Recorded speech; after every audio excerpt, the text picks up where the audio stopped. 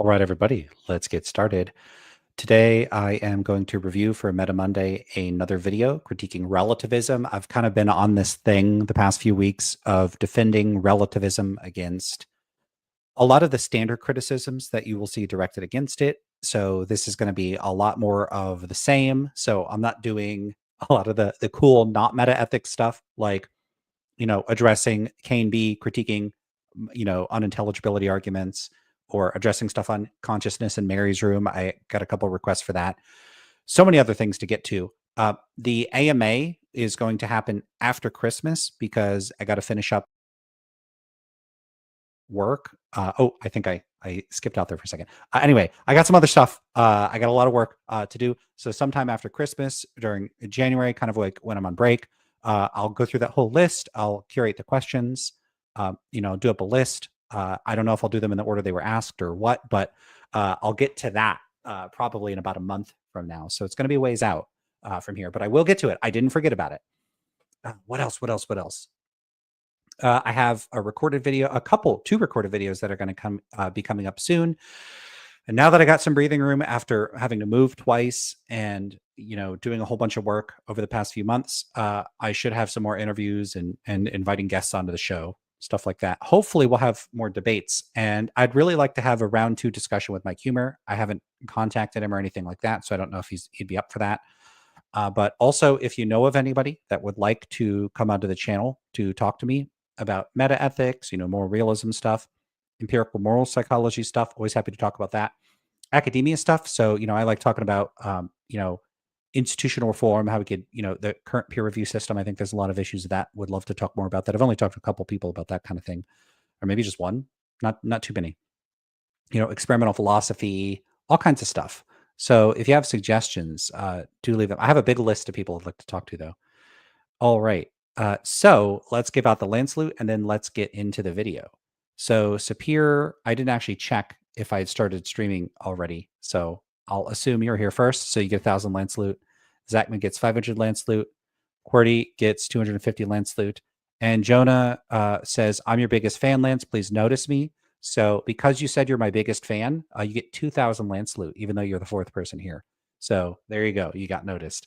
So you get 2,000 land salute. That's double a person that shows up first. Sorry, Sapir. I mean, they are my biggest fan, so I got to give them the loot. Okay, so let's get into things. And like I said, the goal for Meta Mondays is to review every single video on meta ethics. Of course, that's impossible because there's probably more meta ethics videos than there are Meta Mondays. So what am I on, 15 or 16? So how could I possibly review them all? But I will. But I both will and I won't, because I'm I believe in contradictions. I think they're true. A dialetheist. Contradictions are true and they're false, and they're true. They're also false. So that's my view on the matter, and it also is not my view on the matter. So if you don't like that, too bad. But also you're right. But also you're not right. Okay. Stupid. Okay. All right. Also, I will say, Joe Schmid put out a great video today. I think it was today, responding to William Lane Craig. So go check that out on Majesty of Reason.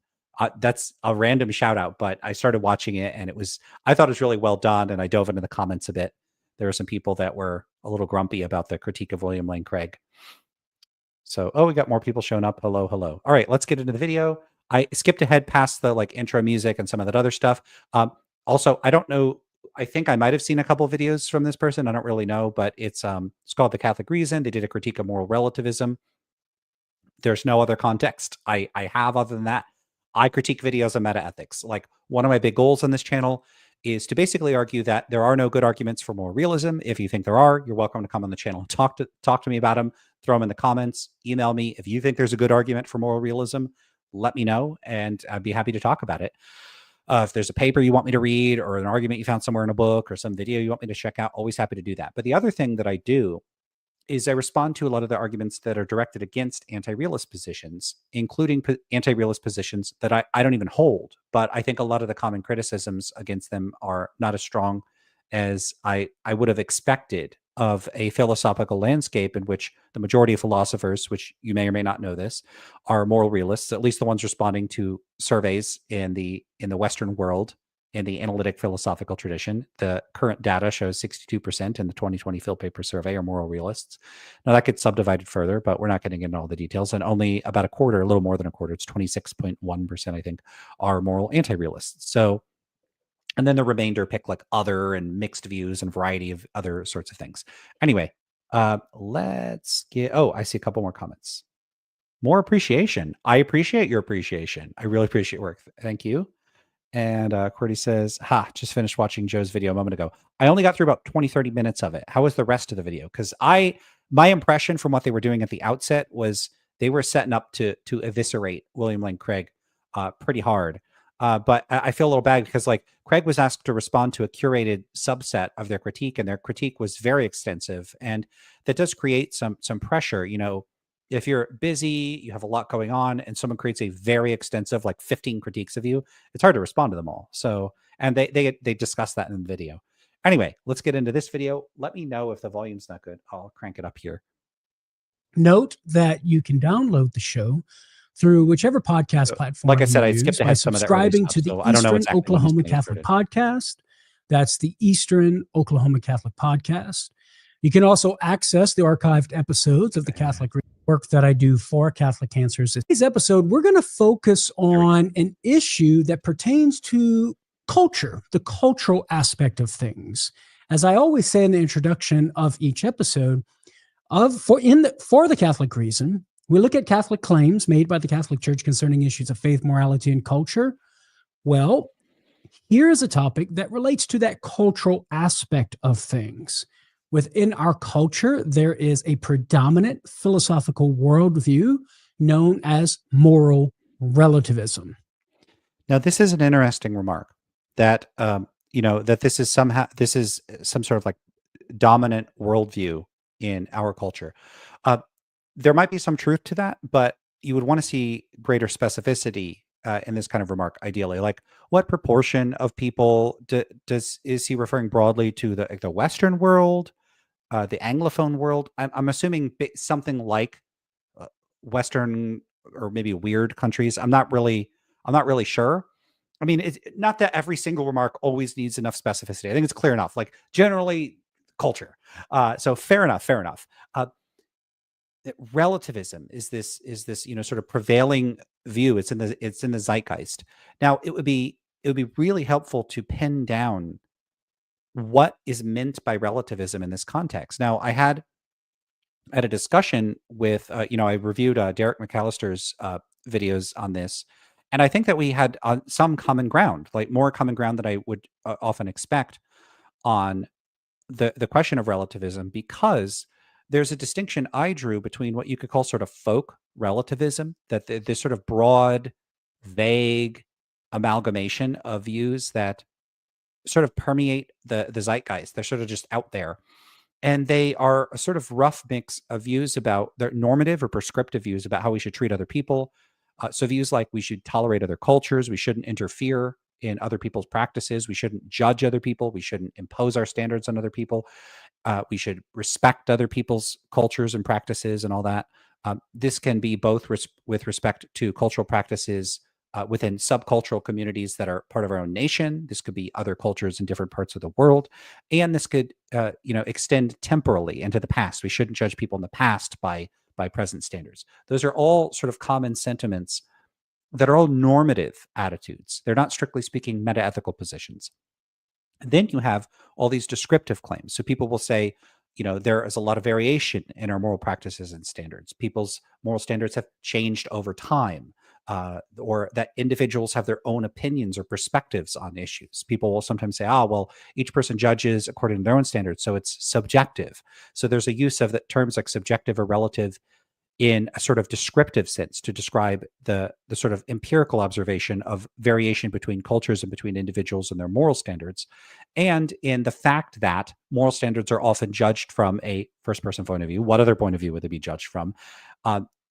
Where certain sorts of perspectival considerations play a role, like people's culture, history, perspective, all influence the way that they judge things in a way that at least is more, it's influence, it has those sort of background factors have more of an influence over their perspective than sort of visual perception, for instance, which isn't to say that culture couldn't even potentially influence that, but that there's this particular element where your perspective has a strong causal impact on the variation that we then subsequently observe. So sometimes people throw out terms like subjective to refer to that. And that's not strictly speaking what metaethical subjectivism is. So you have these two non-metaethical facets of this folk relativism, these sort of descriptive claims. This, just to simplify it, people will often point out, hey, different people have different moral values, both between groups and between individuals. That's one. That's the descriptive one. And then the normative one, to again simplify everything that I've said, is something like we should respect or tolerate or not impose our values on other individuals and other cultures that have different moral values than us. And both of those are distinct from the metaethical position of relativism or subjectivism, which I'll get into when it becomes relevant. But I want to flag that now because critiques of this folk relativism often are a little, folk relativism, where it's a kind of mishmash of metaethical views, descriptive views, and normative views. Some critiques are applicable only to the sort of amalgamation or the combination of these views. There might be contradictions between the metaethical views and the normative views, the metaethical views and the descriptive views, or whatever it might be. That's very different from saying that there's a problem with metaethical relativism as a view. And so when critics of relativism start out by talking about how it's this prevailing view in society, I get really worried because there might be problems with folk relativism as a view out there that maybe totally undermine folk relativism, but that wouldn't necessarily undermine metaethical relativism. And so when people draw on scholarly research to critique folk relativism, it could be a little weird because a lot of that research or a lot of those papers are intended to be critiques of metaethical relativism. And so they may or may not work very well as critiques of folk relativism. And vice versa. Arguments directed against folk relativism may or may not work very well against metaethical relativism. Okay, let's get into it some more. This is not a Catholic claim, right? This is a secular claim. We're going to oppose this secular claim and argue why it is false. But first, what is moral relativism? Well, moral relativism is the view that there are no absolute truths when it comes to the goodness or badness of human behavior, whether human behavior is good or bad, absolutely speaking, right? In other words, so far, this sounds like a metaethical description. Now, he says absolute. Maybe that would be non-relative or something like that, and that would be a fine way to characterize it. In the metaethical literature, people have used the term absolute, so I wouldn't say that that's inconsistent with the literature. Unfortunately, the academic literature, there hasn't been a lot of consistency in terminology. So far, this characterization seems perfectly fine to me. Nothing wrong with this. There's no objective morality. Okay, that sounds fine. The truth. Now, I want to make a note. I'll take this back so you could see it flow from the beginning. Technically speaking, relativism is consistent with objectivism if objectivism is understood to refer to stance independence or moral realism. Here is why. And I've been over this before. This is a very technical point. What I always ask people to have a look at is Richard Joyce has an old supplemental section to the Stanford Encyclopedia Entry in Philosophy article on moral anti-realism, where he covers how there's this orthogonal distinction.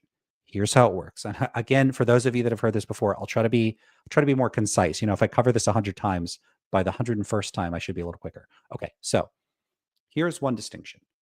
The realism anti-realism distinction concerns what it is that makes a moral claim true. Is it made true by facts about the world that are not stances or attitudes or feelings or preferences or sentiments, like facts about what the world is like? Or are the facts in question made true by stances? Here are some examples of that. So the number of protons in a carbon atom is not made true by your attitudes or preferences or your stance. It's not like if my stance is that carbon atoms have 14 protons in them, then they in fact have 14 protons relative to me. But if you think they have 3, they have 3 relative to you. There is a number of protons. I think it's 6. I always forget when I'm in the middle of a stream. And that fact is that's how the world is like. So those facts are made true by, you could say, like what the world is like, whatever you think it is, natural law, God, whatever it could be. So those facts are not made true by your attitudes or preferences. But then take a claim like strawberry ice cream is delicious. Now, when I make that claim, I'm making a claim about my own personal preferences. And so what is it that makes that claim true when I say it? My preferences. That's the difference between realism and anti-realism. One claim is not made true by stances. The other claim is made true by stances. Now, what is relativism? Relativism doesn't necessarily maintain that there's no stance-independent moral facts. Instead, it's a claim about features of moral claims or moral language. Specifically, moral relativists hold that when people make moral claims, those claims contain typically an implicit, it's not explicitly out there. It's sort of in parentheses. It's not, openly stated, an implicit indexical element. That's a bunch of fancy talk. What this amounts to is that, for instance, when I say strawberry ice cream is delicious, am I talking about your preferences? No. Am I talking about some intrinsic property of strawberry ice cream? No. Basically, when I say strawberry ice cream is delicious, it's implicit, at least when I say it. I'm not saying this is true about how all English speakers talk about ice cream or taste in general. It's kind of like if I said it like this, you could translate it to this. I just don't explicitly say this.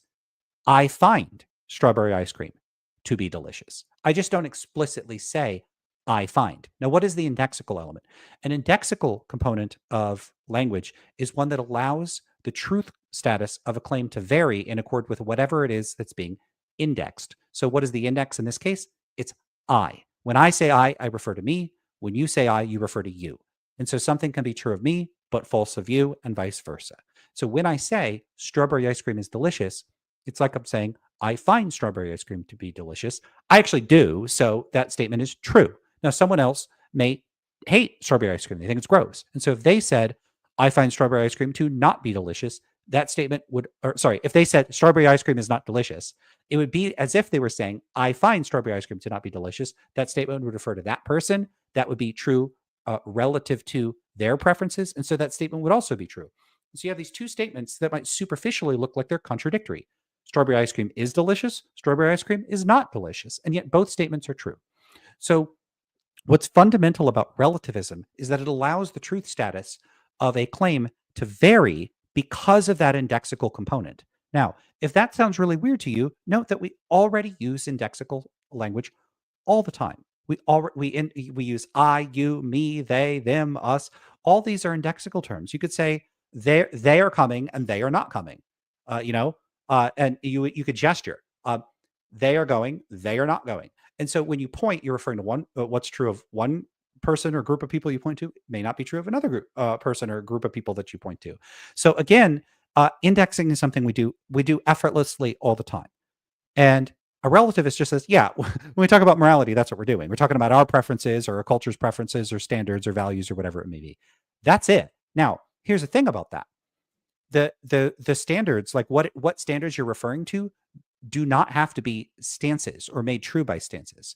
I've given this example before. It's kind of a silly example, but you could say that moral claims are made true or false by there's different sets of moral standards relative to each person's astrological sign. So something like it's okay to steal could be true when a Gemini says it, but false when a Capricorn says it, or something like that. Now, is that ridiculous? Of course it's ridiculous. But technically what that shows is that relativism and stance independence like the stance independence dependence divide are technically orthogonal to one another. In other words, they're like they don't cross over one another. You could have a stance independent relativism. You could have a stance dependent relativism. You could have a stance what did I say? Stance independent. You could have stance independent relativism, stance independent non-relativism, stance dependent relativism, stance dependent non-relativism. You could have all four categories. So technically they're distinct. However, it's typically fine in practice for someone to describe relativism as an anti-realist position,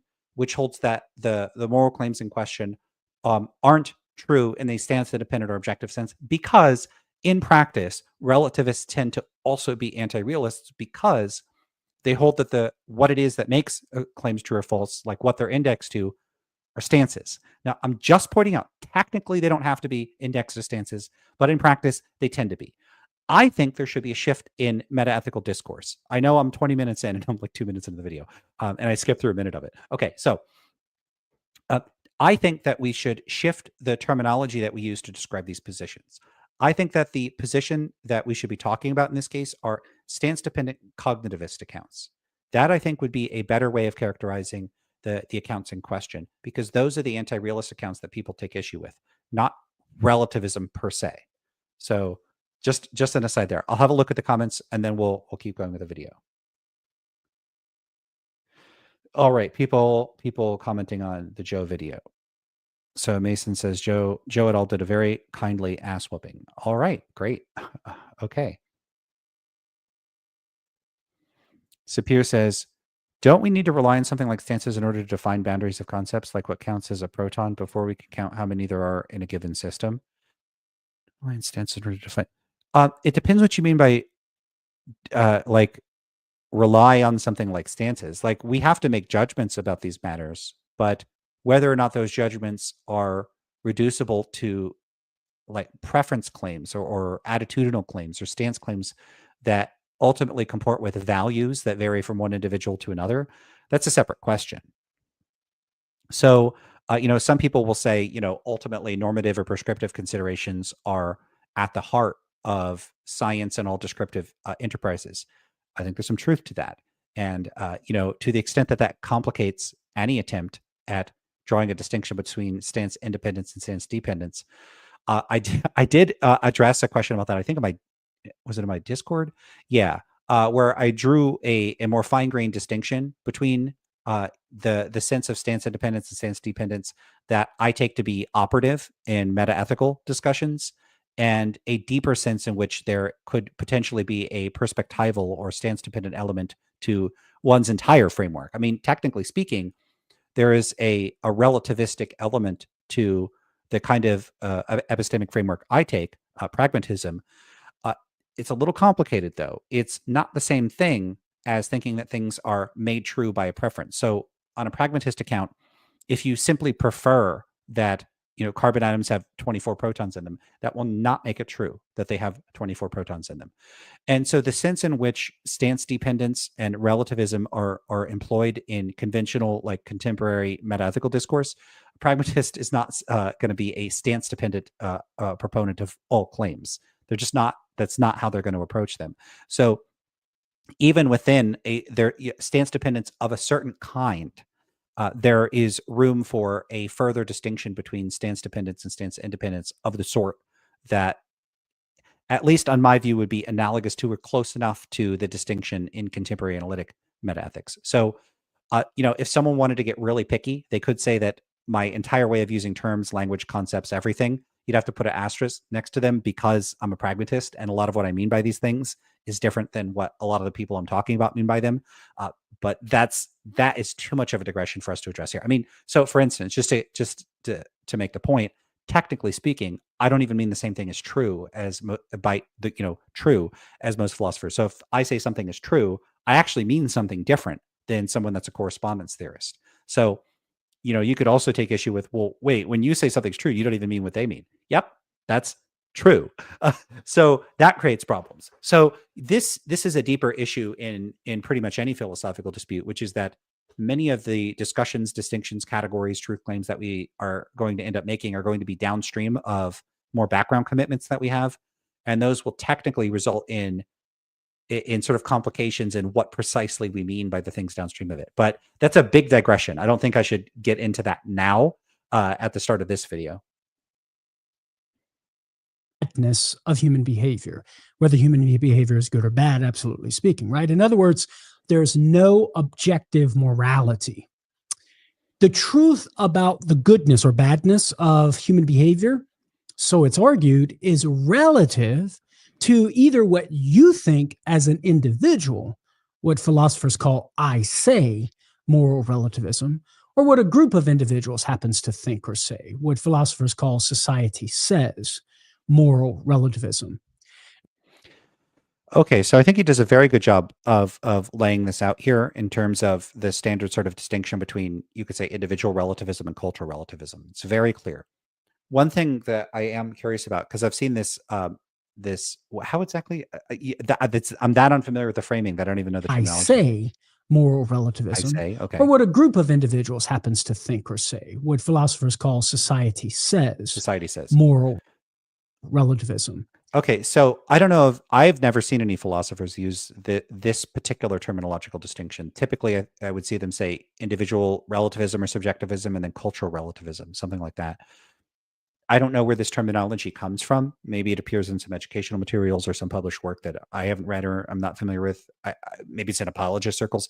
I don't know, but it's a perfectly fine way of framing the distinction. So again, I can't really find any fault with it, but I'm just not familiar with that particular. I mean, I've seen it once or twice, but it would be atypical to use that terminology in contemporary analytic metaethics, as far as I know.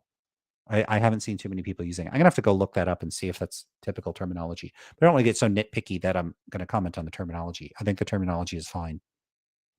Now, it's important to distinguish moral relativism from total or global relativism, which says there's no absolute truth whatsoever.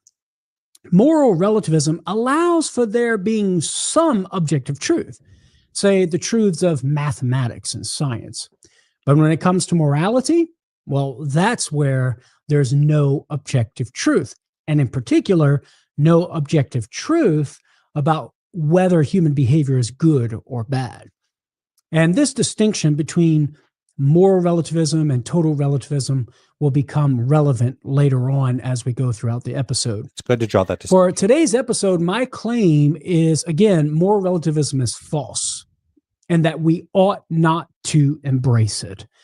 And I'm going to offer 5 critiques of moral relativism here, which in turn serves to be 5 reasons why we should reject moral relativism. Now, one pitfall of moral relativism that hits close to home, it resonates with pretty much everyone of goodwill, which many have identified, and that is it excludes us from making any negative moral judgment about human behavior, whether it's the. Now, this is very strange. So the first thing is that he says, this is something that people of goodwill recognize. And this immediately creates the impression that if you accept relativism or you fail to reject relativism, that you don't have a good will.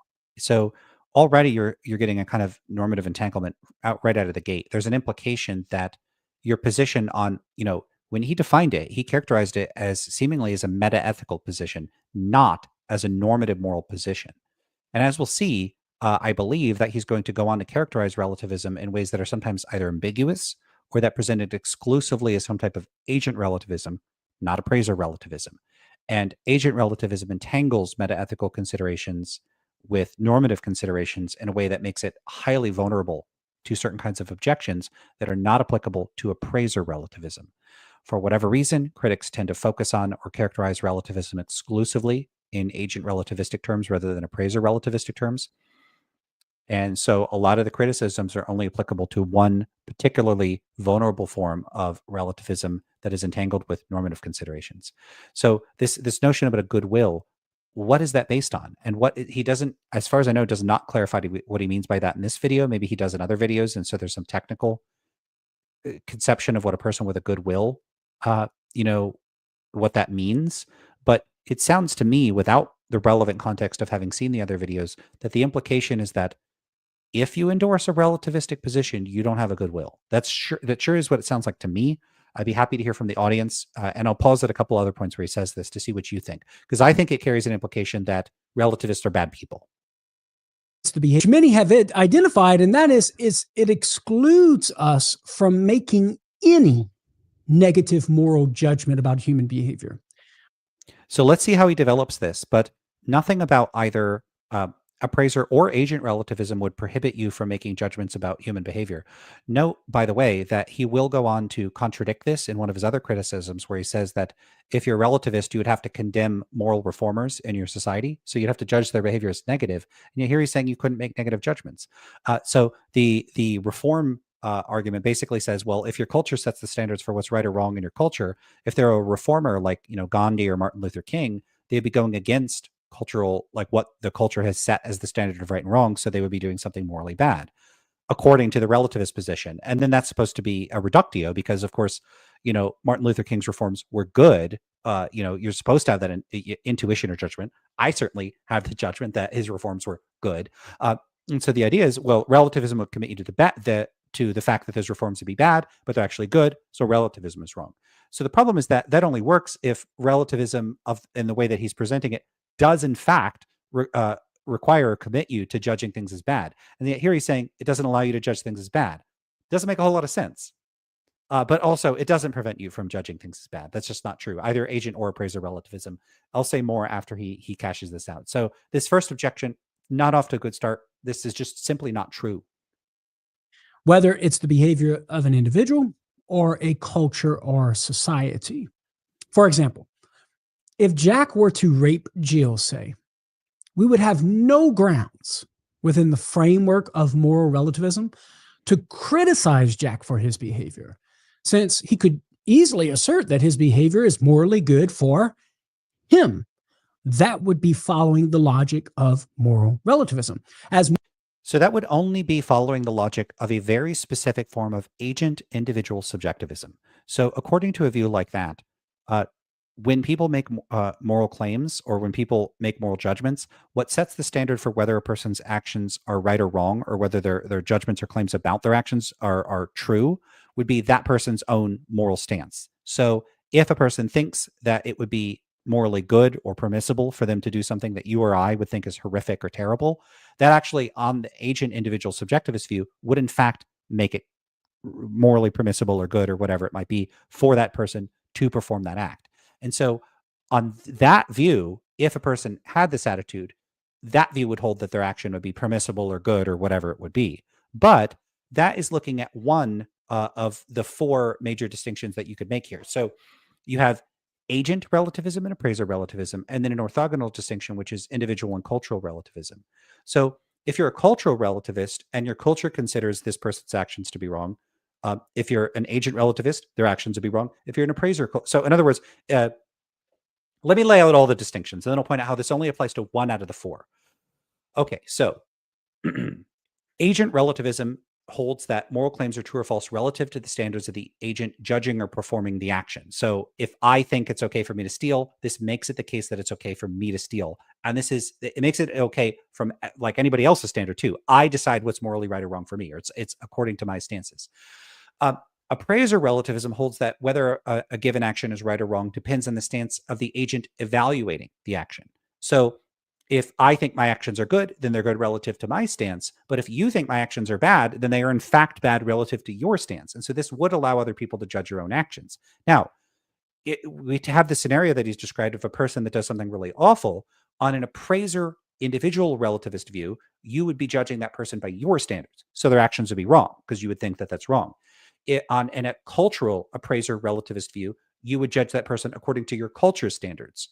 And so if your culture holds that person's actions to be wrong, which it probably does, then their actions would be wrong. So on both views, it's consistent with appraiser relativism to judge that person's actions to be wrong. There's nothing barring an appraiser relativist from judging this person's actions to be wrong. But he doesn't draw a distinction between agent and appraiser relativism. And so he excludes both appraiser cultural relativism and appraiser individual subjectivism from the sort of set of relativistic positions that he's evaluating here. That's two of the four. Next, you have cultural agent relativism. And if the culture is opposed to this person's actions, then that person's actions would in fact be wrong on that view, because what fixes the rightness or wrongness of that person's actions is that person's culture. So as long as that person's culture thinks their actions are wrong, their actions are wrong. It's not up to the individual. Only on agent individual subjectivism would the person's actions be right according to that view.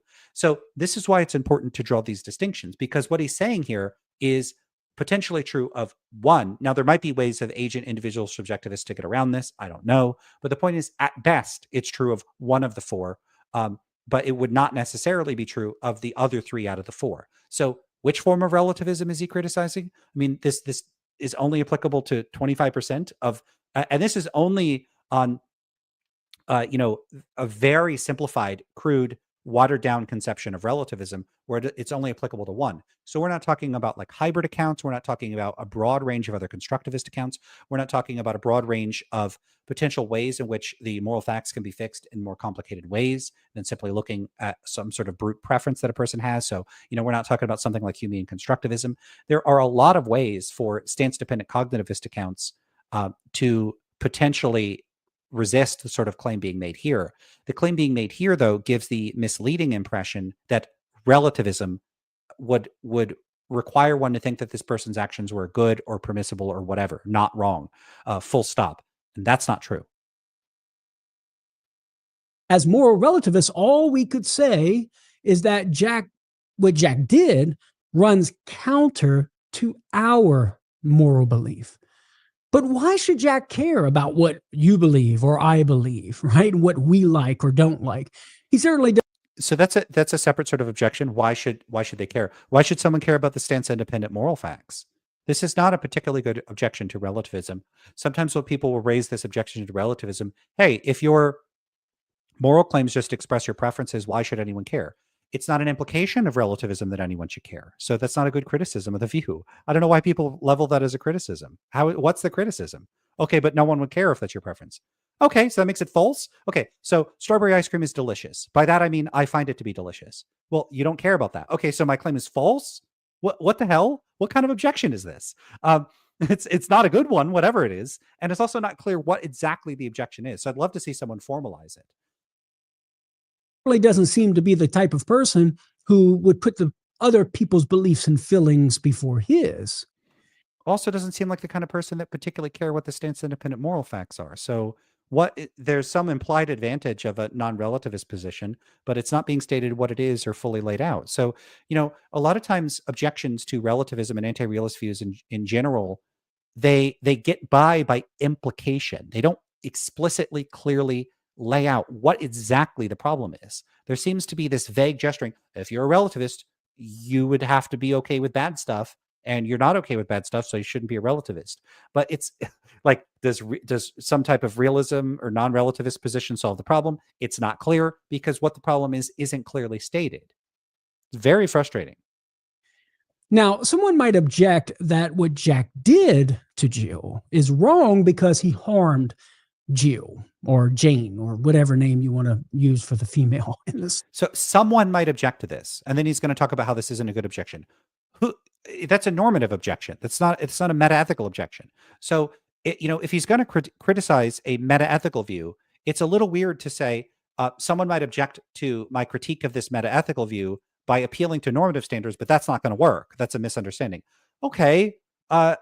Maybe that's something that like a folk relativist would do, but is he critiquing like a person without like a person that's not competent to have this discussion, or is he critiquing the view taken on its strongest terms? It sounds like he's like, hey, imagine an incompetent person gave this reply. Well, that would be incompetent for X, Y, and Z reasons. Yeah, I agree, but so what? I mean, look, I could sit here and review some Christian theology, some view that he endorses or that the Catholic Church endorses or something like that. I could offer a critique, and then I could say, well, imagine a Catholic says this stupid thing. Well, that would be stupid for this and that reason. And then Catholics listening to it would go, yeah, that is a stupid response, but that's not what we would say. So why are you telling us that? And it's the same thing here. An anti-realist that endorses some type of relativism isn't going to give the kind of reply that he's providing here. So why give it? And if this is a critique of how non-specialists think about things, why not make that explicit? So, it seems like he's not making clear. Is he critiquing folk relativism or some sort of academic form of metaethical relativism? I don't know. The definition he gave is the academic one, but he started out by framing it as this view that people widely hold. So the view that people widely hold, do people widely hold the academic view? And if so, which one? Does he think that widespread in our culture is a commitment to metaethical relativism, or is it some type of folk relativism? That's the amalgamation of the three views that I talked about before: the normative, the descriptive, and the metaethical. Which one? And if it is the metaethical one, which I very much doubt is a widespread view among most people, is it agent relativism or appraiser relativism? Is it cultural relativism or individual subjectivism?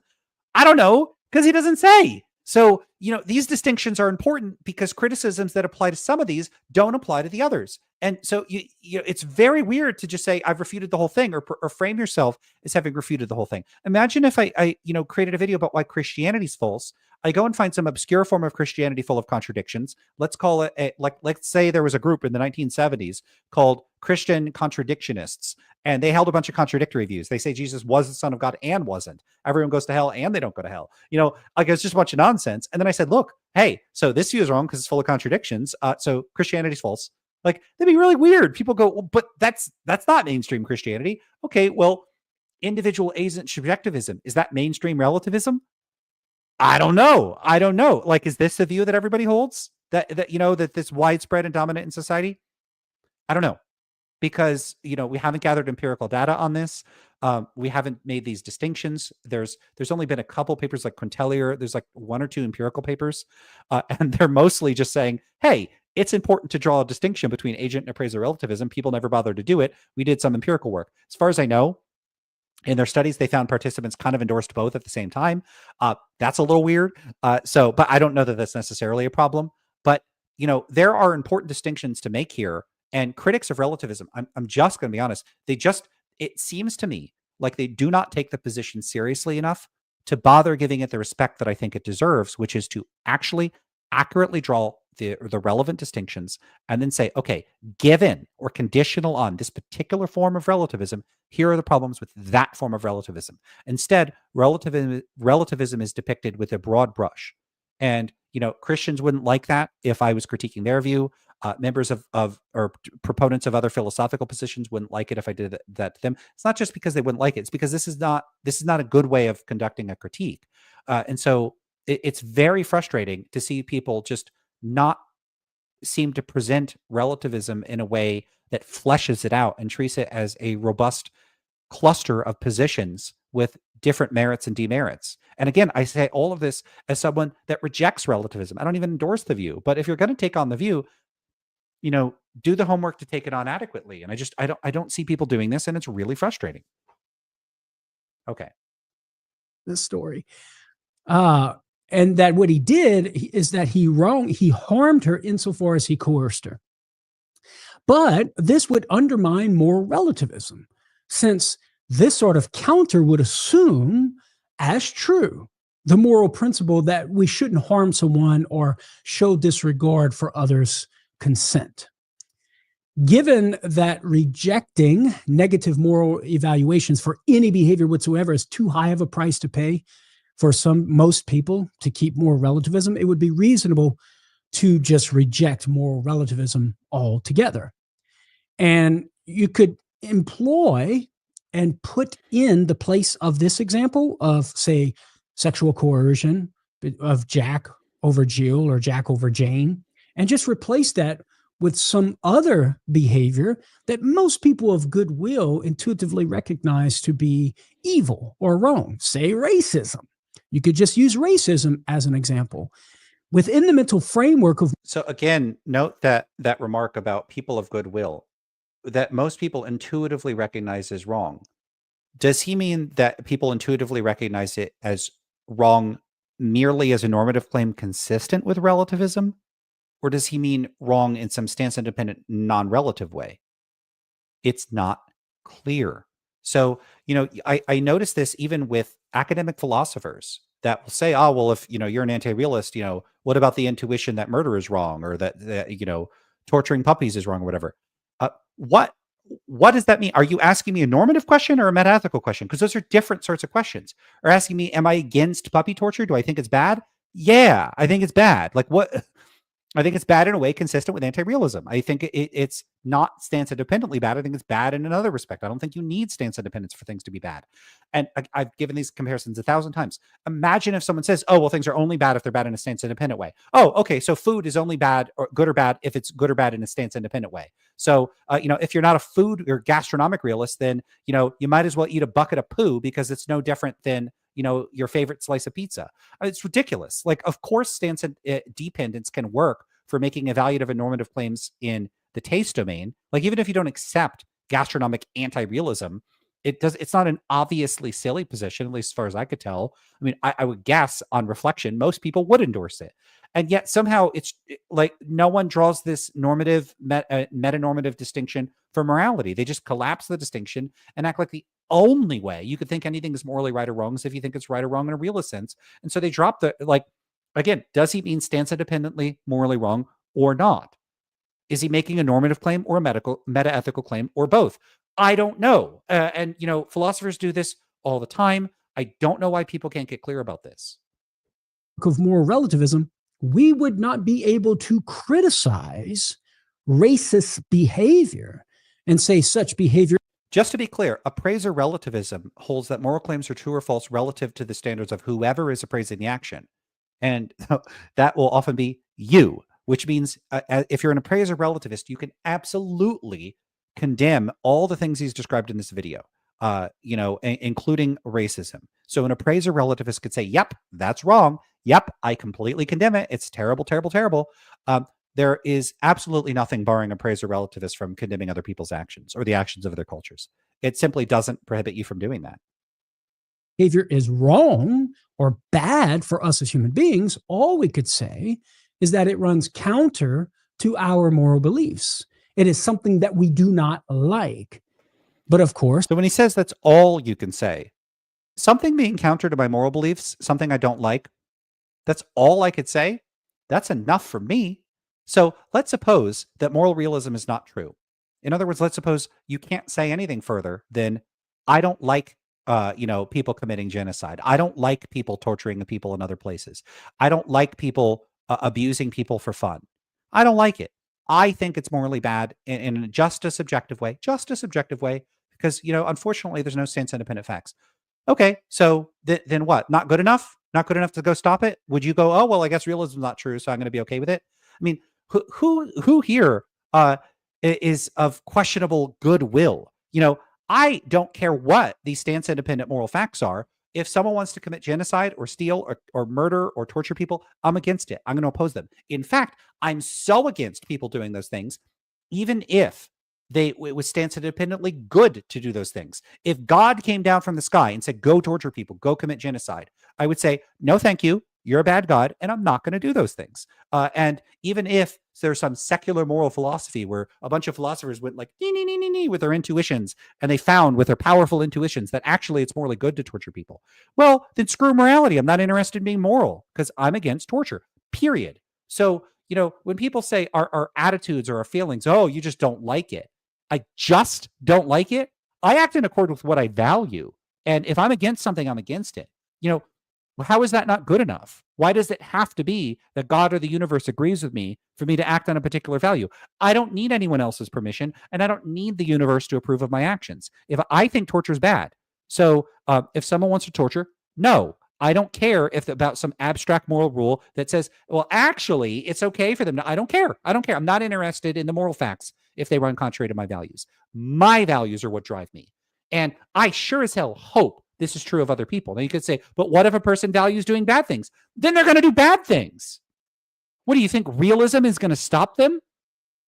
You think that's going to stop them? So a person's like, well, I value torturing people and I've kidnapped these people and I'm going to torture them. And so the person says all those things. And then you go, okay, but that stands independently wrong though. What are they going to do? Oh, I didn't realize. Whoopsie. I guess because it stands independently wrong, I won't do it. What do you just imagine you're getting mugged in an alleyway and you're like, what are you going to say to that person? Okay, but don't you realize this is morally wrong? What are they going to do? Oh, my bad. It's morally wrong. I didn't realize that. Whoopsie. What? No, you appeal to the person's goals and interests. You could threaten the person. If you're going to get out of it, you could, you're going to get caught. Look, there's a security camera. You appeal to that person's goals and interests. People are driven to act by their values.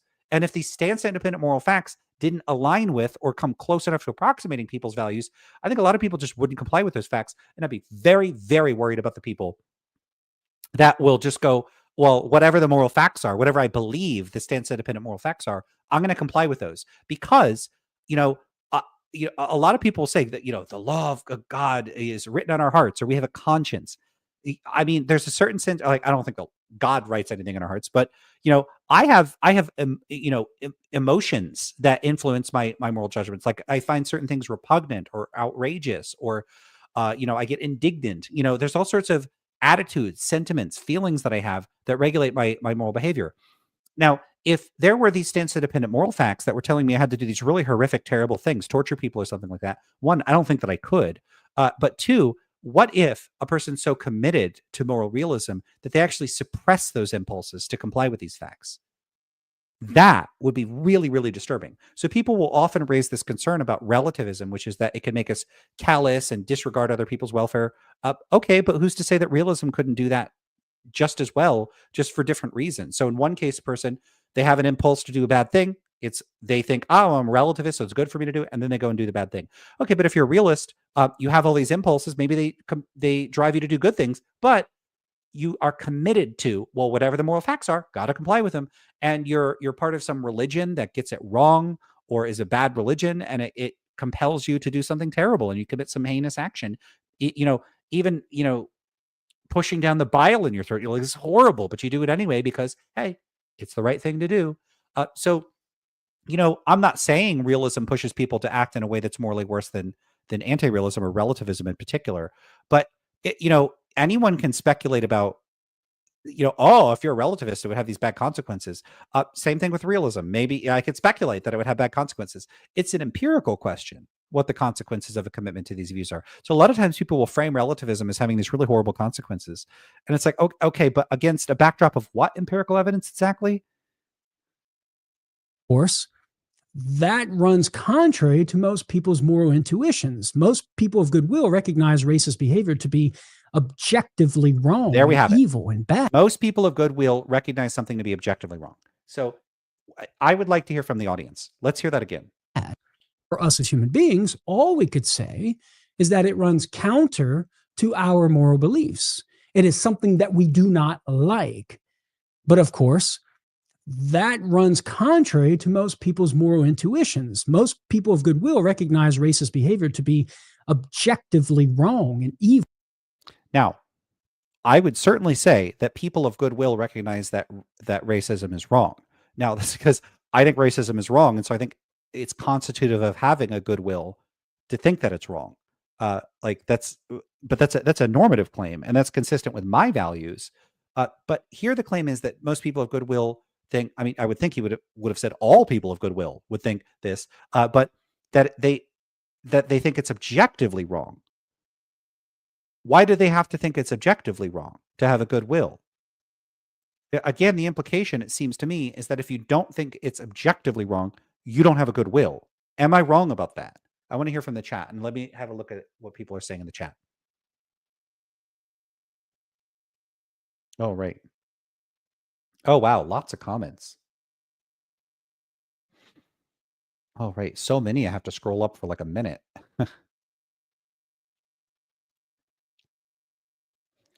All right. All right.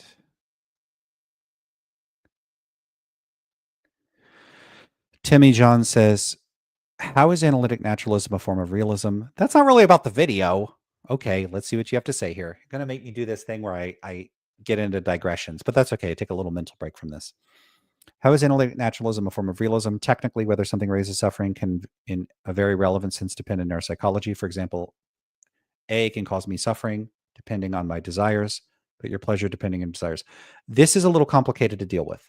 So the question is, so first of all, analytic naturalism is a type of naturalist realism which holds that moral claims like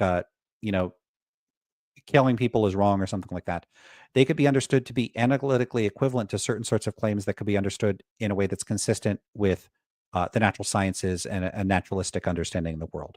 So a very standard one would be something like moral claims are analytically equivalent to claims about what causes increases or decreases in suffering.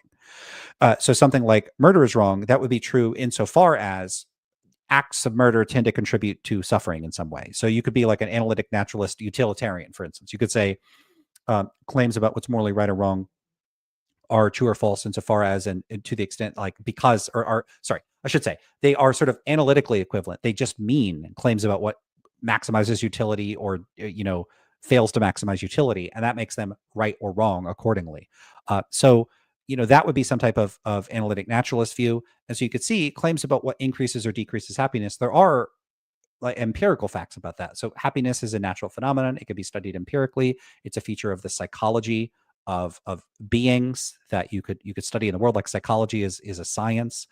And so the moral claims would be a type of natural claim. And so you wouldn't be a non-naturalist realist. They wouldn't be these claims that you could only approach by some sort of faculty of intuition and that they fall outside the scope of the natural sciences. So once you pin down what they're analytically equivalent to, you could then go out and do the research to find out whether a particular claim is true or false. Okay. So you go on to say, technically, whether something raises suffering can in a very relevant sense depend on our psychology. And then you say, okay, for example, A can cause me suffering depending on my desires, but you pleasure depending on your desires. So this is true. So basically what this comes down to is some action like, what's a good example? I don't know. We'll just go with eating a slice of cake. So maybe one person hates cake, another person likes cake. And so if one person eats the cake, it'll make them happy. If another person eats the cake, they'll be disgusted. It'll cause them to suffer. And so if we look at that action of eating the cake, whether it makes you happy or sad depends on your psychology. Facts about whether it would make you happy or sad, you could say, is this in a certain sense mind dependent or stance dependent. This is a different type of relation than the relation that is relevant to the realism anti-realism distinction. So on the naturalist view, it would be true that a person's preferences make it the case for one person that eating the cake is good, like morally good, and for another person that eating the cake is morally bad. Now that might sound weird to say eating cake, it could be morally good or bad, but if you're a utilitarian, then you think that happiness and suffering, like what's morally right or wrong, depends on maximizing happiness and minimizing suffering.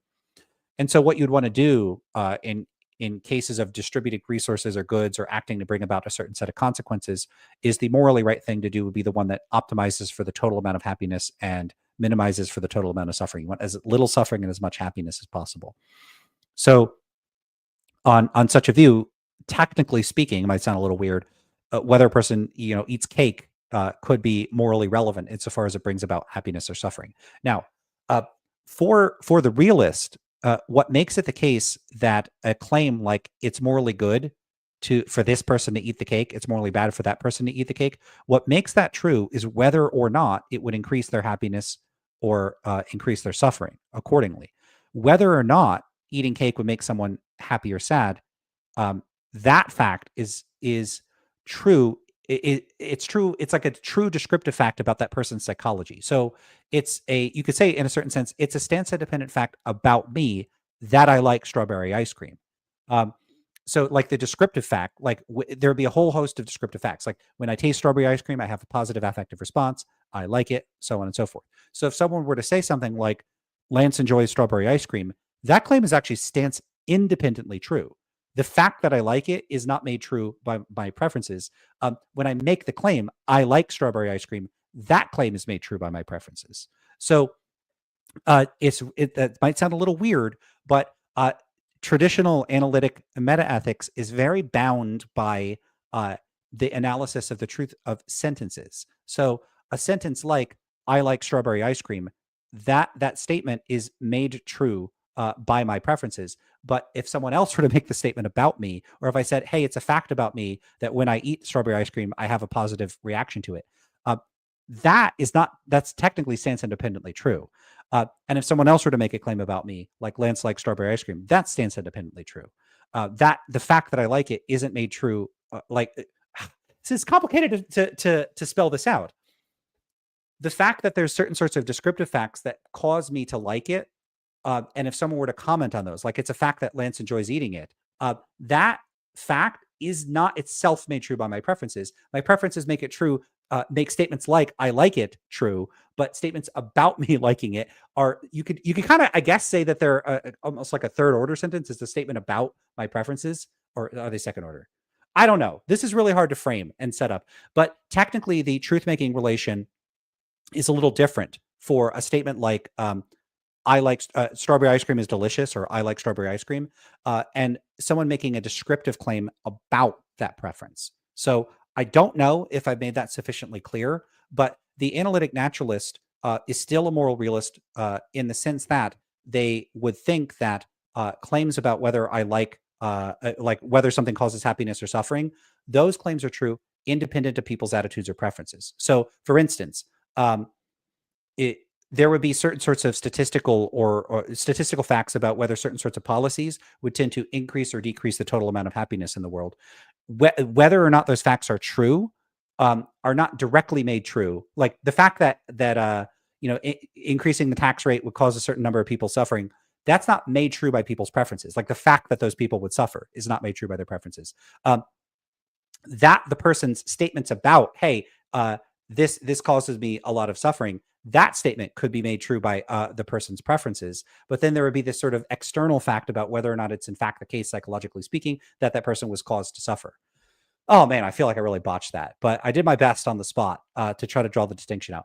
I'm going to have to give a dedicated discussion to that because I really hate when I give these sort of explanations, and I don't feel like I did a great job, but I hope I kind of addressed that. Oh, that was awful. And now I feel like Kane B, who's like, oh no, I want to clip this out. All right. Anyway, analytic naturalism is definitely a form of moral realism. The fact that, and also you could say this about like non-naturalist. Well, could you say it about non-naturalist facts too? Yeah, because a non-naturalist isn't going to say that there isn't a respect in which a person's attitudes or preferences would have some like fact-fixing role to play in whether an action is right or wrong. So, like a person giving consent to something, or a person exercising property rights, or like, I would prefer that you not be on my property or not. So whether a person invites you onto their property, that's a matter of their preferences. And so their preferences make the action right or wrong. But the fact that that person has a property right, which they may exercise at their discretion, that fact is not made true by that person's preferences. So there's a sort of hierarchical relation in the stance dependent relations here, where the sense in which moral realism holds that moral facts are stance independently right or wrong is at a sort of higher order relation than this lower order fact. So the for the realist about, okay, maybe I'm getting towards a better explanation of this. For a realist, the fact that what makes an action right or wrong is whether or not it increases or decreases utility, that fact is not made true by a person's preferences. Furthermore, facts about whether or not a particular action would increase or decrease a person's happiness or suffering, that fact is a descriptive fact about that person's psychology. Those facts are not made true by people's preferences. However, whether or not a particular action performed on an individual, whether something that could occur to that person or what they experience would cause them happiness or suffering, there is a sense in which that person's preferences are going to end up causing or dictating or having an integral role in determining whether the action causes happiness or suffering for that person. But there's a big difference between the fact that a person's preferences for, like, chocolate cake, or they dislike chocolate cake or whatever, the fact that their preference makes it the case that they like chocolate and it's a chocolate cake. And if they said things like, I like chocolate cake, their preference makes it true that they like chocolate cake. That's a different fact than the affective reaction that they would have to that. That person isn't necessarily in charge of that. And so certain sorts of descriptive psychological facts about whether or not that causes a certain sort of response in that person doesn't make that fact itself true. So for instance, I like strawberry ice cream. I don't get to decide the fact that I like strawberry ice cream. That's not me. Like, so I like strawberry ice cream. My preference makes it true that I like strawberry ice cream, but I don't get, it's not like whether or not I like strawberry ice cream, I have a preference about whether I have that preference, and my preference fixes the facts about my preferences. That is what you would need on some sort of realist utilitarian view, for the utilitarian to not really be a realist, because then they would think preferences actually fix the normative facts. But the utilitarian realist does not think our preferences fix the normative facts. The normative facts are things like this would increase utility, that would decrease utility. Those are descriptive facts. Those facts are not made true. I guess preference facts are a type of descriptive fact. Those are stance independent descriptive facts about people's psychology. And those facts, so facts about what makes you happy or unhappy are as true, stance independently, as facts about like what would make you blink or sweat or be angry or something like that. So they're still descriptive facts. They are still not fixed by or made true by preferences. And I hope that clarified that somewhat. Ugh, that was rough to do on the fly. Okay. It's one of those things I'm gonna have to talk about it 15 times until I have a good way of presenting that. Oh, right. Yeah, so it looks like you anticipated some of what I said here, Timmy. You said, if you want to say, yeah, but there's an objective fact about whether it's raised, the same is true on whether you have some ice cream preference. Yeah, but that I just agree with you about that. So a lot of this would end up having to get cashed out in like what sort of claims we're dealing with, and what serving like what the claim is doing in a particular role. So when a person says strawberry ice cream is delicious, or I find strawberry ice cream to be delicious, like that fact is indexed to, and like what is ultimately making it true is their preferences.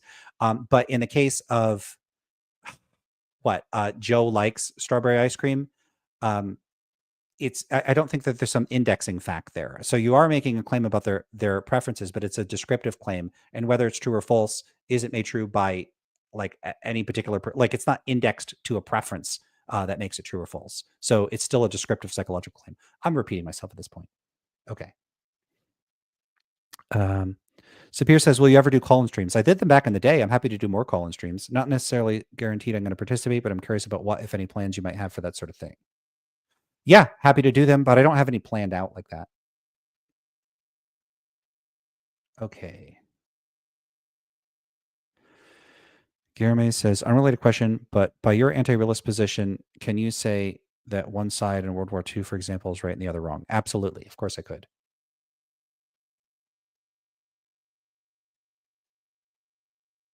And also, I'm not a relativist.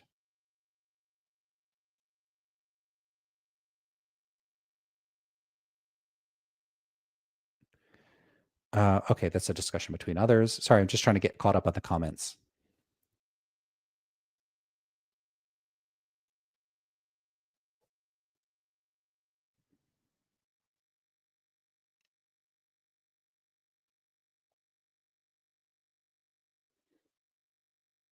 All right, so many comments.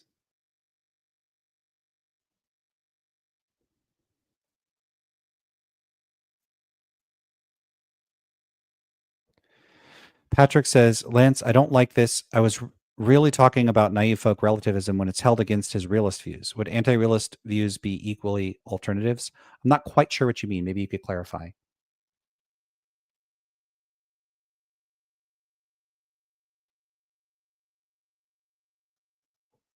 All right. Sorry, still going through comments. I don't like dead air. Yeah, so Mason says, never understood this motivation that we need something more or higher than our own preferences. I agree. Patrick says, who's of questionable goodwill, purposely misrepresenting positions you disagree with when teaching? Sure seems along those lines. Yeah, so I'm not so quick to say people are purposely misrepresenting anything. I don't know if people are. I think people just don't take enough time to focus on what relativism is all about. All right. Oh my gosh. I love how many comments you people have, but it's tough to get through. But I try. I try my best. Yeah, Grady says, are we people of bad will? Well, if you're an anti-realist, I think you are.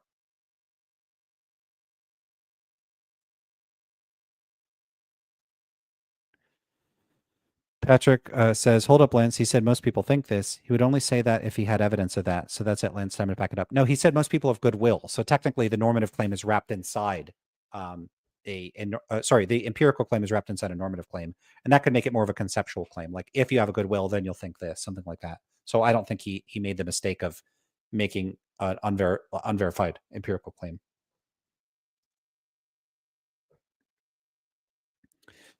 Timmy says, even if they recognize it to be objectively wrong, objectively is too polysemous for a move to some non-trivial realism to be made.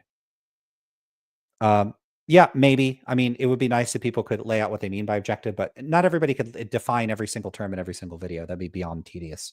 Not that I don't do it. Timmy, you said thanks for clarifying, but I still feel like I didn't really clarify adequately. I know I've discussed this elsewhere. I've written stuff about this, and I don't always do a good job of clarifying exactly that particular distinction. It is a distinction that has come up before, but yeah, that whole thing about how facts can be made true by people's preferences. It's at a lower level than the level of truth making that that moral realism and anti-realism are dealing with. Maybe that's something that I would need to like cash out. You know, it'd be good to get Ask Yourself Isaac on here to really lay this out formally and explicitly. So that people could get, and maybe with visuals, so that people could get clear on that distinction, because it's a really common one, and I at least just now found it kind of challenging to point out what the distinction is. All right. Here's another one from Deus Ex Nihilo. I think one annoying thing that people associate with relativism is that it intrinsically presupposes subjectivism. This may be true for popular accounts of moral relativism, but we can't just say it's true for relativism per se. Yeah, and if by subjectivism you mean something like stance dependence, then that's something I addressed earlier in the video.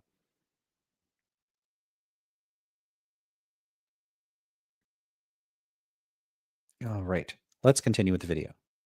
Evil and bad.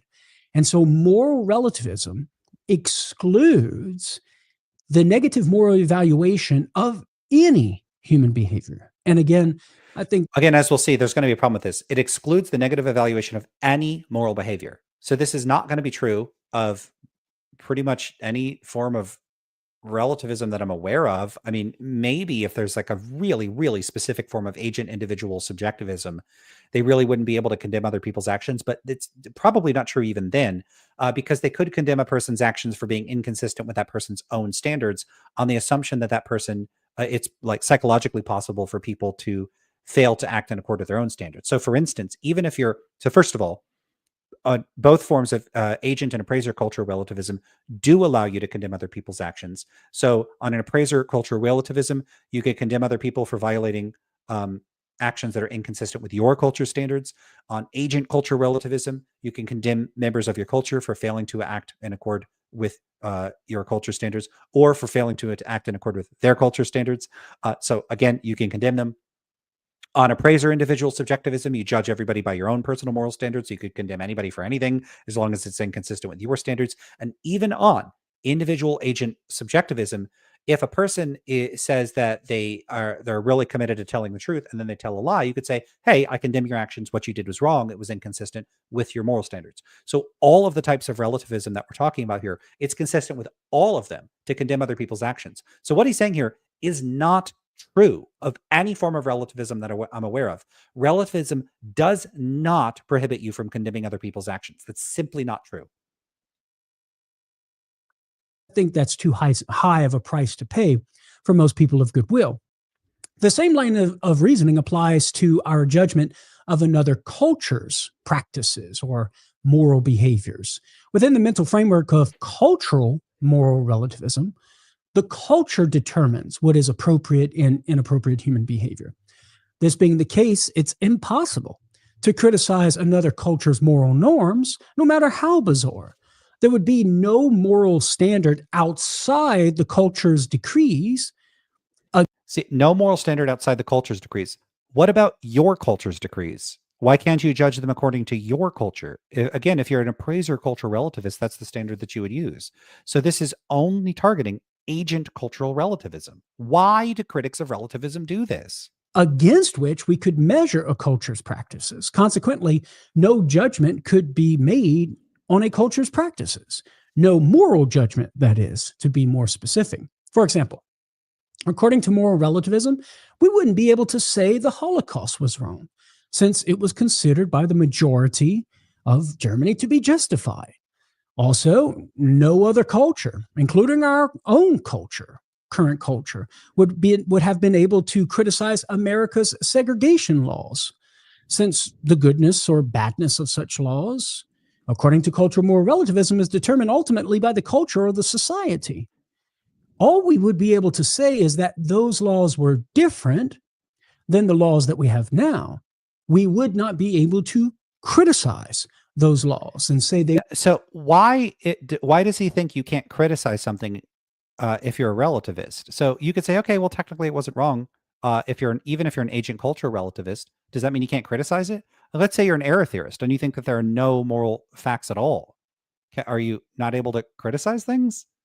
You're not able to oppose them. You're not able to act on it. The implication here is that the relativist is bereft of so first of all, again, this does not apply to appraiser relativists. So they could just say, nope, I could totally criticize it. So it doesn't even apply to like half the relativisms we're talking about here, which he's not even addressing or drawing a distinction. But even if we totally set that aside, okay, so technically speaking, if you're a relativist, you don't think that their actions are objectively wrong. You think actions are right or wrong relative to the standards of the culture. Okay, so you can't criticize them? Why? Why couldn't you criticize him? Does he mean you can't? Like if he thinks you can't say it's morally wrong in a way consistent with agent relativism, that might be true. But that doesn't. Why would that mean you can't criticize it? Like unless that's all he means by criticize. I mean, just the implication here seems to be that there's some sort of normative carryover or spillover from your metaethical position, but it's still unclear what exactly those implications are. They were immoral. But I think most people of goodwill intuitively recognize that the Holocaust and our own country's previous segregation laws are subject to moral criticism. That's to say, they were immoral. Therefore, at least according to our moral intuitions, moral relativism can't be true. So, at least according to our moral intuitions, our metaethical intuitions or our normative intuitions? Whose intuitions? And is he referring to realist intuitions or some other type of intuitions?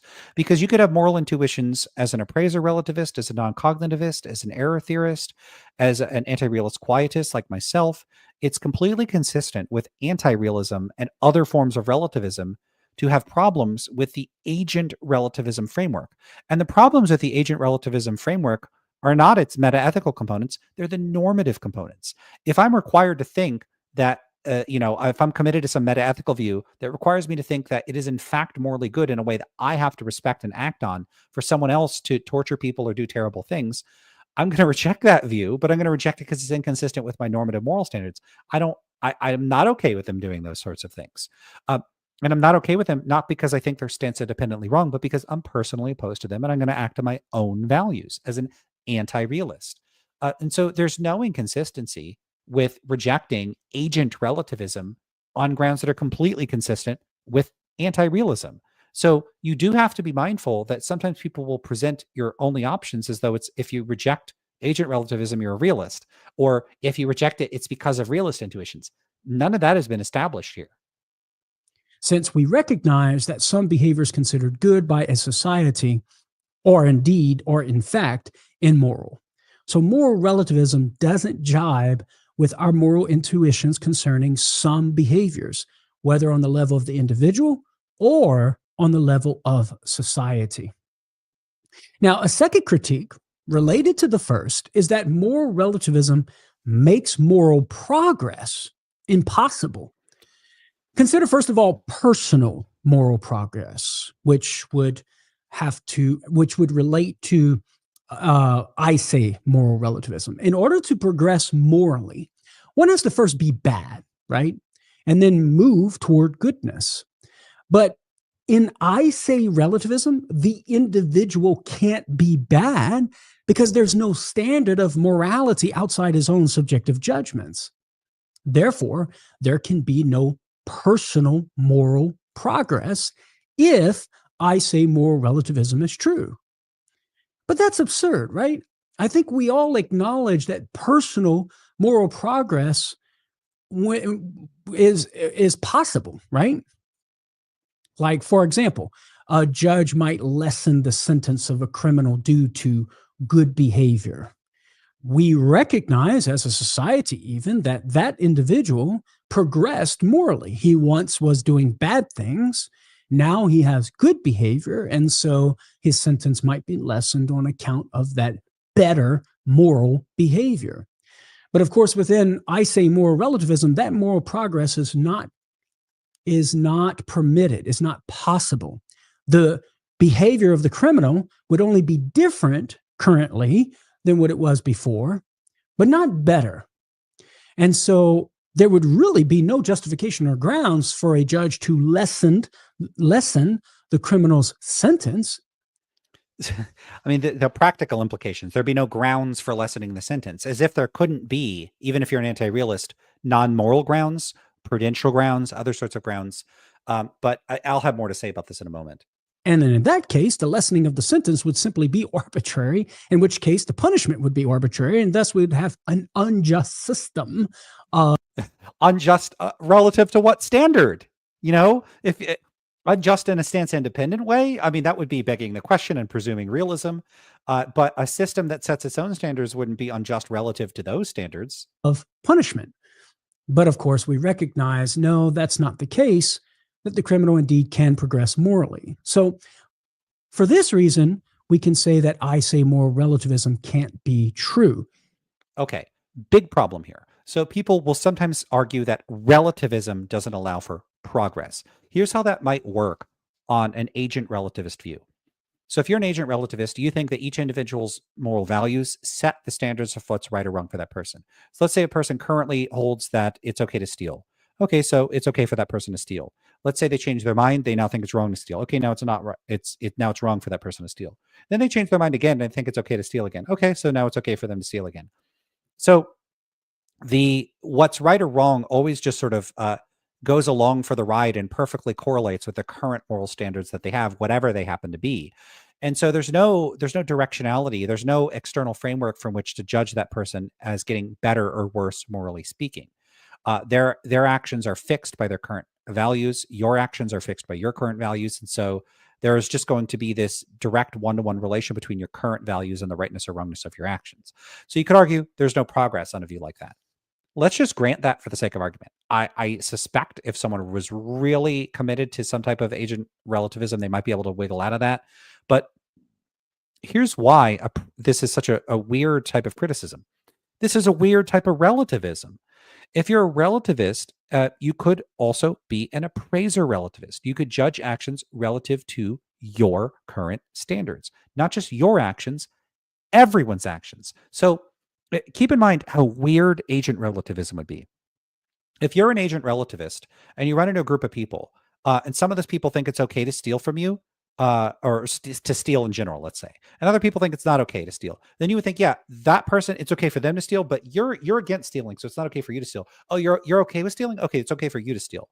That's a really weird view where you think that rightness or wrongness is true relative to the standards of the people performing the actions. That's weird. And maybe people have views like that. And, you certainly get this in folk relativism where people will say, well, can we really say it was wrong for them to torture all those people? They didn't think it was wrong. Can we really judge them by our standards? And that sounds a little weird. And I would be concerned with a person that had a view like that, a person that was unwilling to judge other people and only thought that those people should be judged by their own standards. That would be maybe some type of agent cultural relativism or agent individual relativism. And those views might carry weird, objectionable normative implications that I wouldn't accept as an anti-realist, and that realists wouldn't accept as realists. And we could all get together and say, yeah, we really shouldn't be okay with that. But think about how an appraiser relativist approaches this. Appraiser relativism holds moral actions to be right or wrong relative to the appraiser, the agent evaluating the actions. Now, when it comes to your own personal conduct, this means you. So in the case of an agent relativist, the only way for you to go around judging other people's actions is to know what those people's moral values are. So you see a person brutally beating somebody to death, and as an agent relativist, you don't know whether that person's actions are right or wrong until you know something about that person. So you go up to somebody that just finished beating somebody to death, and you go, "Hey, are you for or against beating people to death?" And they're like, "Oh, I'm for it." And you go, "Oh, okay, well, carry on then. Then I guess that was fine for you to do." But then if you run into the person, they're like, no, I really regret this. I think it was bad. Okay, then it was wrong for that person to beat the person to death. Think about how bananas that is as a view. So like you see a person doing a thing and you have no idea if it's right or wrong until you know something about that person's values. That's absurd. That's a completely bizarre position. So, if people want to critique this type of relativism, okay, I'll jump on the bandwagon because that is some bananas view right there. That's really bizarre. But as an appraiser relativist, it's a lot more like our food preferences. So, I judge whether food is good or bad relative to my own preferences. Now, you might say, but wouldn't agent relativism make sense in this case? Whether food is good or bad is determined by the individual eating the food. Um, it could be, and you could kind of mix and match the types of relativisms you want to go for, but there's nothing stopping you from being an appraiser relativist about moral issues or taste issues or anything else. So, take the case of your moral judgments. So, a moral judgment, you could say stealing is wrong. Now, when you think stealing is wrong as an appraiser relativist, does that mean that you're making it the case that it's wrong for you to steal? Are you self-legislating your personal moral conduct? Or are you making a claim about what you think it's good or bad for everyone to do, or at least a lot of other people, or whatever? It can certainly be the latter. There's nothing about appraiser relativism that limits your actions only to being applicable to yourself or to members of your culture. You can have a moral stance relative to your own position, relative to your own values about what anybody, anywhere, you consider to be right or wrong. So you could think, yeah, it's wrong for anybody to steal. And so on that view, as an appraiser relativist, you could say, yeah, I think it's wrong for anybody anywhere to steal. It's wrong for people in other cultures to steal. It's wrong for people in other cultures or other individuals to lie, to steal, to kill. You judge everybody by your standards, and your evaluative standards are not limited in scope to yourself. And then that would allow you to criticize other people, to judge other people, to do all the sorts of things that a realist would do. So what exactly would be the issue with that? Why would that be bad? Now, there are criticisms of this, but the sorts of criticisms that he's leveling here are just not applicable to this sort of view. That's not the case, that the criminal indeed can. Oh, right. And so we were talking about progress. Now, the other thing that's really important to address is this idea of progress on agent and appraiser relativism. So for agent relativism, the idea of progress might not make a whole lot of sense if you frame it very carefully. But on appraiser relativism, is progress possible? It sure as hell is. How would you judge whether you've made progress or not? You would judge relative to your current standards. And so this does apply to the gastronomic domain. There might be senses in which we would have some agent relativistic views about food preferences or other sorts of preferences. But in the gastronomic domain and in a whole host of mundane domains, appraiser relativism certainly allows for and totally makes sense with notions of progress. Think about all the think about if you started painting and you got better and better at painting relative to your judgment or your appraisal of what constitutes good art. Even if you're a relativist about art, does that mean that you don't think people can make progress at getting better at painting? Well, of course you do. You think people could get better relative to your preferences in art. So you can make progress in a video game. Are there stance-independent normative facts about whether you've made progress in a video game? Nope. Those facts are constructive facts. So you set a standard, then you strive towards that standard. You could make progress relative to goals that you set for yourself. You could have fitness goals. You could say, I want to be able to run 20 miles. And once you set those goals are set by your own preferences, your own values, and then you could make progress towards those goals. So progress relative to some standard of evaluation that is chosen by humans, it could even be chosen arbitrarily, is totally possible. There is nothing about relativism that prohibits you from making progress. You make progress on self-chosen goals. You make progress relative to your preferences or standards. And again, to apply this to gastronomy, people look at Yelp reviews. Is it nonsensical for people to evaluate the goodness or badness of food at a restaurant? Not at all. Because people that are evaluating the goodness or badness of food at restaurants are evaluating it often in terms of their own personal preferences or in terms of presumptive intersubjective preferences that they suppose are shared by other people. So, most people wouldn't want food served that's bland and tasteless. And so if you say this food is bad, it's bland and tasteless, does that necessitate some sort of stance independence about the goodness or badness of the food?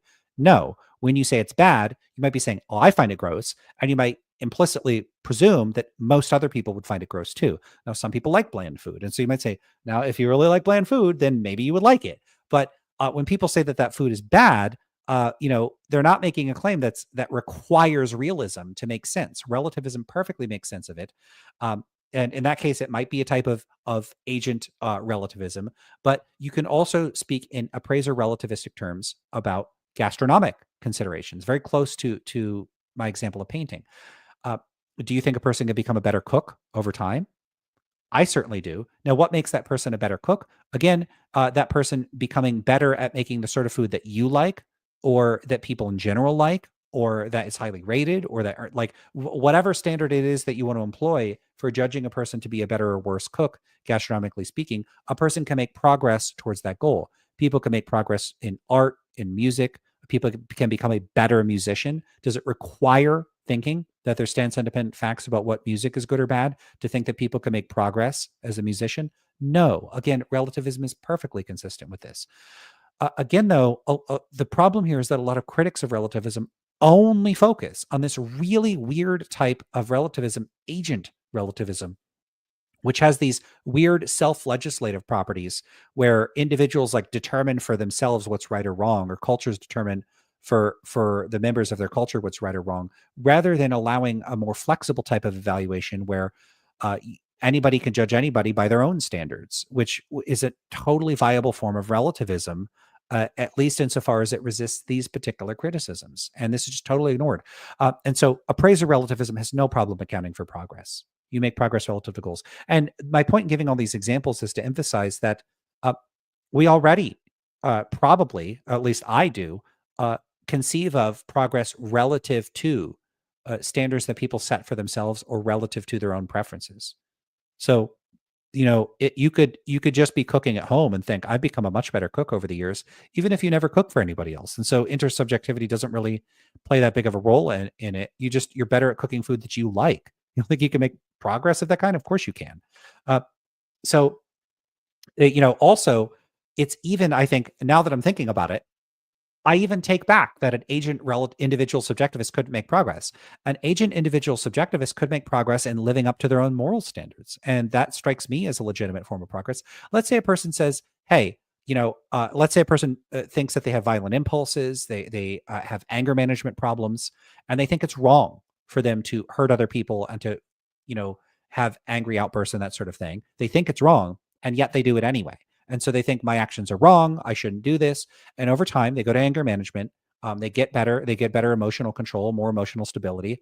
And over time, they become less aggressive, less violent, less angry. That person has made progress relative to their own moral standards. So even for agent individual subjectivism, there's certainly, and that's a completely understandable, viable form of progress. So this claim that relativism doesn't allow for progress, one, this just doesn't apply to appraiser relativism at all. It has no problem accounting for this type of progress. And I even think that there is a perfectly comprehensible and sensible and substantive form of progress for agent relativism. And then finally, cultural agent relativism, a person can make progress in better conforming to the standards of the culture. So this objection doesn't apply to that. So as far as I could tell, there's progress isn't possible under relativism, doesn't apply to any type of relativism. So I think this is another fail as an objection. Can progress morally. So for this reason, we can say, I'm sorry, I got to address this. So Mason Colbert says bland food. England has entered the chat.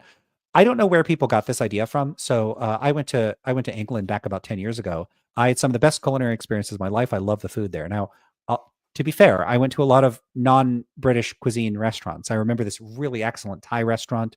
I went to, I think, a Lebanese restaurant that was really, really excellent. So I went to there was a Iranian restaurant that was really good.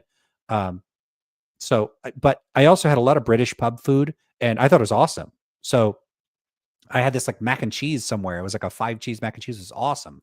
So I had a lot of great food experiences there. Maybe I was just very good at selecting restaurants or was very lucky, but I like high teas. I found a lot of the British food that I had to be great, like the pies that they make. I don't know what people are talking about when they say that the food is bad. And some British food is on a regular rotation for food that I make at home, and I think it's great.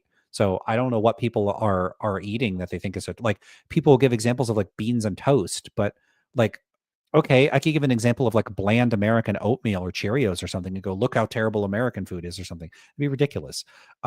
So I had lots of good food in the UK. I don't know why people think the food there is bad. That has never been my experience.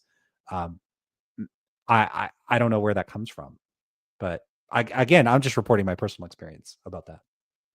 And say that I say moral relativism can't be true. It rejects or excludes, makes impossible an individual or personal moral progress. So we could reason as follows. If moral relativism were true, if I say moral relativism were true, then there could be no possibility of personal moral progress. But we all recognize that personal moral progress is indeed possible, and so therefore moral relativism must not be true. Yeah. So, I mean, it depends on what kind of progress you mean. So he doesn't specify the type of progress in question. As I've just argued, there are forms of progress that are consistent with every type of relativism under discussion here. So if you mean progress according to a stance-independent moral standard, then obviously you can't have progress of that kind if the position in question holds that there's no stance-independent moral facts. But I mean, you're holding it to a standard that presumes the falsehood of the position. So that would just be question begging. So, hey, according to this position, which holds that there's no stance-independent moral facts, you wouldn't be able to act better or worse according to those stance-independent moral facts. Trivially true. But there are stance-independent moral facts, so the view is wrong. I mean, this is, imagine an objection like this. Hey, if relativism is true, there wouldn't be non-relative moral facts, but there are non-relative moral facts, so relativism isn't true. That's what this argument, like if you had to cash it out, the only type, so you have the similar problem as you have in a lot of other objections. If you disambiguate what you mean by progress, either the form of progress in question is consistent with relativism, in which case the objection, it's not capable of having progress, is false, and then it doesn't work and doesn't show that relativism isn't true. Or the type of progress in question is a form of progress that's inconsistent with relativism. What kinds of progress would be inconsistent with relativism? As far as I could tell, progress according to a stance-independent moral standard. But if there's a stance-independent moral standard, that would be independent reason for thinking relativism is false in the first place. And appealing to the fact that there are stance-independent moral standards according to which one could progress by more closely approximating in terms of one's behavior. If you appeal to that as a reason why relativism is wrong, insofar as the type of relativism we're talking about is an anti-realist one, which denies the facts of that kind, you're appealing to the fact that there are, like, okay, so relativism, all moral facts are relative. But if all moral facts are relative, then you wouldn't be able to act better or worse according to non-relative moral standards. And there are such standards, so relativism has to be wrong. This is like, so either the objection is false or it's question begging. This is not a good objection. Now, I'm coming up on my first break, friends, so don't... Okay, so there's some kind of music, so it sounds like I think he's coming up on a break. Go anywhere. You're listening to the Catholic and offering some critiques of moral relativism in our... Hold on, what did I miss? So in today's episode of the Catholic Reason, we're talking about moral relativism and offering some critiques of moral relativism. In our first segment, we began with our first critique that I think resonates with most people and hits close to home. And that is, moral relativism excludes all negative judgments when it comes to moral behavior. It not true. Does not allow for any negative moral evaluation concerning human behavior, only that some behaviors are different than others, or that some behaviors conflict with my own moral belief system. This is really strange as an objection. Again, relativism holds that moral claims are true or false relative to some standard of evaluation. Nothing about that requires that it's impossible, or it doesn't allow for one to judge things as morally wrong or to make negative moral evaluations. On all forms of appraiser moral relativism, you could judge an action as wrong if it's inconsistent with your moral standards. On forms of agent relativism, you could judge an action to be wrong if a person performs an action that's inconsistent with their standards or the standards of their culture. Absolutely nothing about relativism means you can't condemn people's actions. If he wanted to make a better argument here, what he could argue is that there are certain actions that we consider to be morally wrong, and if you were endorsing agent relativism, it would be inconsistent with your commitment to judging those actions to be wrong, to judge those actions to be wrong. And then you would give an example like, a genocide in some culture where most of the members of the culture thought the genocide was okay. If you're an agent relativist, that action would be morally permissible or even morally good, and then it would be inconsistent with your evaluation of that standard. That, I think, is implicit in his objection, but the way he's framing it, that you just can't make negative evaluations, that's not true. You might not be able to make the negative evaluations you would want to make if you're an agent relativist of a particular kind. That's a big enough problem for agent relativism, arguably, but that's not, he's generalizing this in a way that is inaccurate. System. And so it excludes any sort of negative moral evaluation. We cannot say, in principle, that human behavior that I don't like or conflicts with my moral beliefs is wrong, objectively speaking. Moral relativism does not allow that. So, in order to critique moral relativism, we can say, well, given that moral relativism excludes all negative moral evaluation of any behavior whatsoever. Well, see, look, why is he putting it in such absolute terms? It excludes all negative evaluation of any actions whatsoever. This is not true. Where did he get this from? Then what about, say, sexual coercion or rape? Must we say that when Jack rapes Jill or Jane, that he is only doing what he thinks is good human behavior, and that it just so happens to be different than what we might think? Or can we say that it's objectively wrong? And I think most people have... Again, false dichotomy. So your only options are agent relativism or objectivism. Those are not your only options. Goodwill would recognize that it is objectively wrong, and therefore... So, okay, so a person of a goodwill. So again, is the implication here that if you don't think something's objectively wrong, that you have a bad will? Sounds like normative entanglement. Reject moral relativism. Or we just bring in an example, say, racist behavior. Most people of goodwill recognize that's objectively evil, wrong, and bad human behavior. But if moral relativism were true, we wouldn't be able to criticize racist behavior. But that's absurd. And so that's one way in which we can critique moral relativism. And then before the break, I was beginning to offer a second critique of moral relativism, and that is moral relativism does not allow for any moral progress, whether we're talking about the individual or a group of individuals, whether we're talking about I say moral relativism or society says moral relativism. I say moral relativism excludes individual moral progress. Society says moral relativism is going to exclude moral progress for a society. We were looking at I say moral relativism and how I say moral relativism that states there is no objective moral truth independent of what the individual thinks. That philosophical worldview does not allow for, in principle, for any sort of thing such as moral progress. We could only say that a person's behavior currently is different than what it was before, but we could not say a person's behavior is good now and was bad then. But surely we recognize that personal moral progress is indeed possible, and we recognize it even within our court system. A judge, as I was mentioning, will lessen the sentence of a criminal based upon his current good behavior because he has progressed morally from his bad behavior. But of course...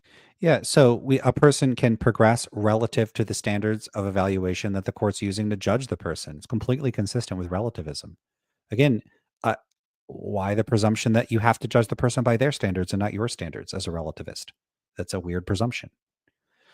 I got an interesting comment here from Humane Havoc.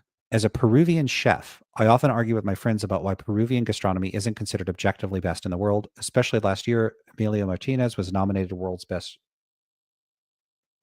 restaurant. I think it got cut off.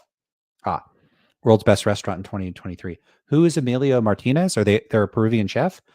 So I've been to Peru. I absolutely love the food there. I've seen the international charts on people evaluating, like rating food by country. And I saw that Peru scored really badly on the one chart that I saw. Like, I think like Italian and Chinese and Japanese and Mexican are way at the top, which fair enough. I love all of those like a lot. But Peruvian food is wonderful. I spent over a month there. I tried food all over the place. Absolutely love the food there. And I've also had like Peruvian home cooking, which I also really like. I'm from South Florida, and there's quite a few Peruvian restaurants there. I used to go to Peruvian restaurants with my parents, and I've had plenty of Peruvian food. Love it. Yeah, I don't know why it scored so poorly in there, because I think the food's great.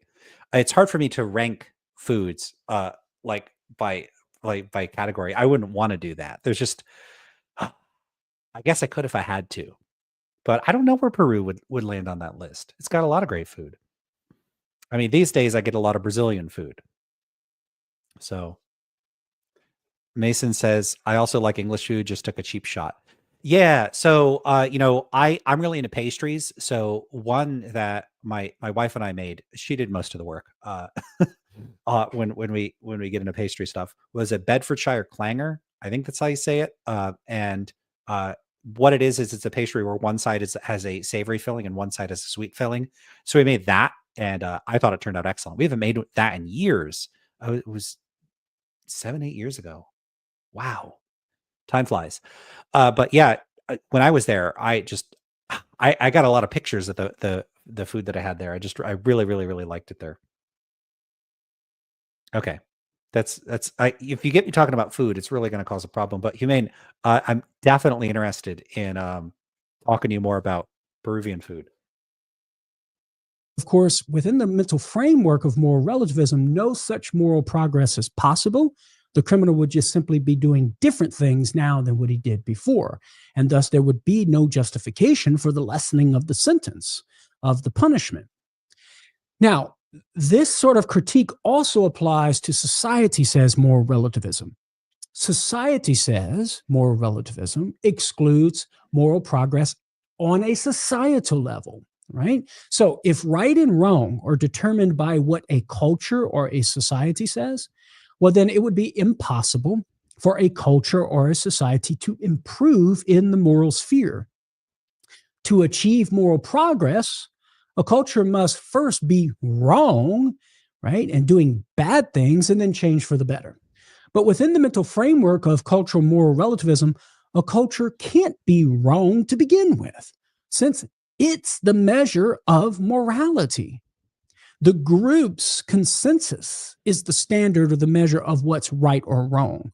And so therefore, within that framework, the group's consensus cannot be measured to be right. Yeah, this is very clearly a type of agent relativism specifically at this point. Wrong. Whatever it says, that is the group's consensus, is morally permissible simply by virtue of its saying so. But I think most people in the street that you talk to, we know that social moral progress is indeed possible. Anyone of goodwill acknowledges. So he keeps saying anyone of goodwill. Goodwill. What does he mean by that? It's very strange.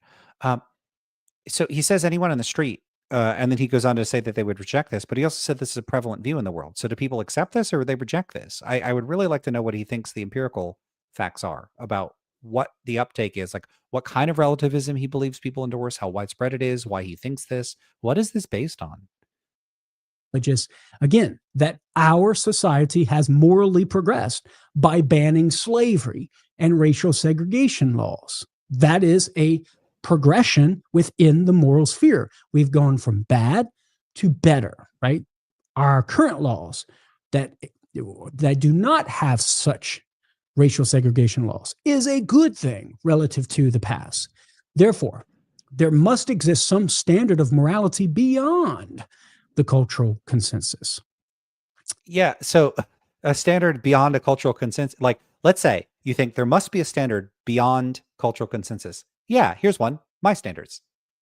That's outside the cultural consensus. So even if you made an inference like that, it wouldn't entail realism. Now, here's a related point, related to the critique that societies could never morally progress within the mental framework of cultural moral relativism. Within the mental is the idea that social reformers would be considered immoral, even the ones whom we often praise. That is within the mental framework. Note the contradiction. Didn't he just say that moral relativism does not allow you to have negative evaluations? And now he's saying that according to relativism, you would judge people to be immoral. That's a negative moral evaluation. He just straight up contradicted himself. Of societal moral relativism. If it were true that culture is the measure of morality or the consensus of the group within that society, well, then anyone who went against and attempted to change the cultural codes of that group's consensus, by definition, would be immoral. By definition, would be considered bad because that social moral reformer would be conflicting with the moral codes of the group or the society. Now, on this view, Martin Luther King, right, would have been considered a bad man. I think it goes without saying that there is a very heavy rhetorical appeal here. Hey, if you're a relativist, you'd have to say Martin Luther King Jr. was bad. You don't want to say Martin Luther King Jr. was bad, so you better not be a relativist. It's a kind of this is a harsh way to put it, but I'll say it. It's almost like a kind of emotional and social blackmail, like saying, "Look, you don't want to hold this view. You'd have to say, heroes and reformers are bad people. So you better not hold that view." And that's that. Like again, it could be true of specifically agent culture relativism, but again, why focus on that? Is this the folk view? Like, what if people want to criticize a widespread view out there? Because like he went on to give an academic characterization of relativism that did not disambiguate different types of relativism. So if he wants to critique a folk view, I think it would make a lot of sense to like quote people or bring people on that have these sorts of views and expose problems with those people's views. So people that say, yeah, you shouldn't judge, you should judge everybody by their own culture standards. And then ask those people, okay, but what about reformers? Do you condemn reformers? Do you think Martin Luther King Jr. was doing something bad? And then see if the person goes, like if the person says that they do think that, then or if the person goes no, and then they start squirming because they're contradicting themselves and their view doesn't make a whole lot of sense. It wouldn't be that difficult to expose these problems by finding videos or clips or finding people that say these sorts of things. But speaking in these vague and abstract terms makes it seem like you've done a demolition job on an entire metaethical framework by only critiquing like certain versions of it. It's real strange. If cultural or societal moral relativism were true, unless a relativist, a moral relativist in particular, is willing to deny the good that social reformers have done in the past, the likes of Martin Luther King Jr., well, then he ought to give up cultural moral relativism. You can't have both. You can't affirm cultural moral relativism saying morality is relative to the culture group's consensus. I'm skipping ahead because and at the same time affirm the good things that hopefully would be willing to give up cultural moral relativism in order to keep the good of social reformers like Martin, who critiques, the first of which is that moral relativism excludes any and all negative moral evaluations of human behavior, whether for the individual or a group of individuals, like a culture or a society. Critique number 2 was that moral relativism excludes in principle the possibility of moral progress, whether for the individual or for society. I'm going with a summary because I want to see if he makes the contradiction in very close proximity and somehow doesn't notice. And so our third critique here is that moral relativism is self-refuting. However, it's not self-refuting like total relativism. Okay, so he's going to wait. What happened to the third criticism? What about the third criticism, which is like the reformers? It would make you condemn reformers. He doesn't mention it here. That's very strange. Is. Look, I skip ahead. Is that moral relativism is self-refuting. So cultural moral relativism. You can't have both. You can't affirm cultural moral relativism saying morality is relative to the culture group's consensus and at the same time affirm the good things that social reformers like Martin Luther King Jr. did. You cannot affirm both. You're going to have to give up one in order to keep the other. And I think most people of goodwill, hopefully, would be willing to give up cultural moral relativism in order to keep the good of social reformers like Martin Luther King Jr. Yeah, so again, to make very clear, he says explicitly that relativism prohibits you from making negative moral evaluations of others, and then also appears to say that if you're a relativist, you'd have to have a negative moral evaluation of reformers. What? Okay, our third critique is that moral relativism is self-refuting. So far we've looked through 2 critiques, the first of which is that moral relativism excludes any and all negative moral evaluations of human behavior, whether for the individual or a group of individuals, like a culture or a society. Critique number 2 was that moral relativism excludes in principle the possibility of moral progress, whether for the individual or for society. And so our third critique here is that moral relativism is self-refuting. However, it's not self-refuting like total relativism is, or global relativism. Some moral relativists might just bite the bullet, right? And concede that behaviors we intuitively recognize to be wrong are not subject to moral criticism, asserting that behaviors would be good for them in order to be consistent with their moral relativistic view. But they may also bite the bullet and say that there can be no such thing as moral progress, whether for the individual or the society.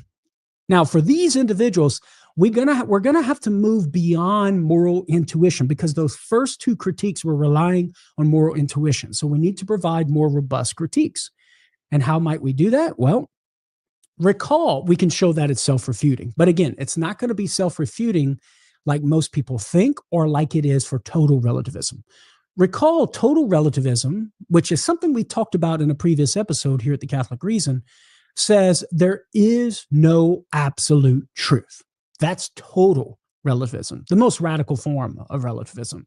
But as we stated before, this statement is made with the assumption that the statement itself, is absolutely true. So to say there's no absolute truth is to say it's absolutely true that there's no absolute truth, which is a contradiction, folks.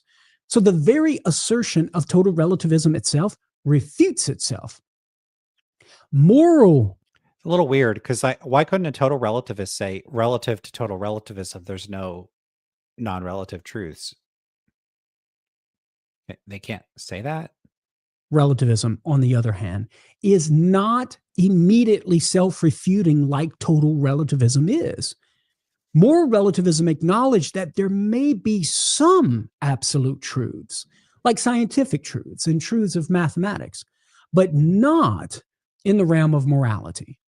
Now, there's nothing self-refuting about this as it stands, since even we who affirm objective truth acknowledge that there are some areas where there's no absolute truth, like whether chocolate or vanilla ice cream is better. There we go. Right? That's a matter. Relativism in those domains. So, if a person's going to be a relativist about those domains, it's going to start looking real weird when they start saying you can't make progress in relativistic domains.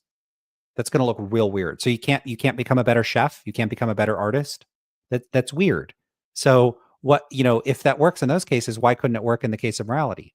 You become better morally speaking, better morally relative to what standard? Whatever standard you get better relative to. So relativism, it just doesn't prohibit progress. You could get better or worse relative to some standard. A matter of personal taste, and we carve out space and allow for there to be relative truth there concerning the taste of ice cream. And so the moral relativist similarly is saying, well, I'm just carving out space in this other area of morality, saying truth about the goodness or badness of human behavior is going to be relative here, even though I acknowledge some objective truth in other areas. Now, although the content of moral relativism is not self-refuting like total relativism is, it does become self-refuting when the moral relativist affirms that we must live in accord with it. Consider. Okay, so this is real weird. So the relativist affirms that you must live in accord with relativism, and that, like, what? They affirm you must live in accord with it because it stands independently wrong not to? You have a stand. So they have a view. Hey, there's no stance independent moral facts. There are only facts about what stands independently right or sorry. There are no stance independent moral facts. There are only facts about what stands dependently wrong, and what makes an action right or wrong for an agent relativist is whether it accords with your own moral standards. But there's a stance independent moral duty for everybody to comply with this fact. What? Why would they endorse that? They just wouldn't endorse that. So, here he's like, I guess they could, but like I could say, oh, well, imagine there was a moral realist that said all moral facts are stance independently true. And they said, this one fact over here, that stands dependently true. Okay, and they're contradicting themselves. So you can imagine a person that's committed to a contradiction. So what? I mean, one, this is not a criticism of relativism. This is saying, imagine there's a person that is a relativist and holds a view that's logically inconsistent with relativism. that person would have logically inconsistent views. Yeah, they would. How is that a problem for relativism? Simple. It's not a problem for relativism. This is not a critique of relativism. It's just, this is literally, I'm not saying it's a bad critique or that it's wrong. I'm saying it's literally not a critique of relativism. Here's what this is similar to. Imagine that a person believes that trees exist and the person thinks that trees do not exist. That person would have contradictory views. That's a problem for all those people that believe trees exist. Or, hey, imagine there's a person that believes that the earth is round and the person believes the earth is not round. That person would have contradictory views. Or, I could keep giving a list of like, I could just describe a person that has views that are that contradict one another. Hey, imagine a person believes all dogs are mammals, but they also believe that their dog Sparky is not a mammal, but is a dog. Okay, so then that person would have contradictory views. Is that a refutation of the view all dogs are mammals? Nope. So describing a view that says, hey, there are no X's, and then saying, hey, imagine a person that thinks there's X's and thinks, that person thinks there's no X's, but also they believe in X's. That person would have contradictory views. Is it pretty much a trivial observation? I mean, it would show inconsistencies in those particular imaginary people's views. Now, are there people out there that hold contradictory views like this? Probably, sure. But identifying contradictions in the views of individuals in no way shows that whichever view, if it's view A and view B contradict one another, it can't show that A is wrong or that B is wrong. It could only show that A and B are incompatible, which is trivially true. So this is very bizarre as some sort of objection. And he's framing it in a list of objections to relativism.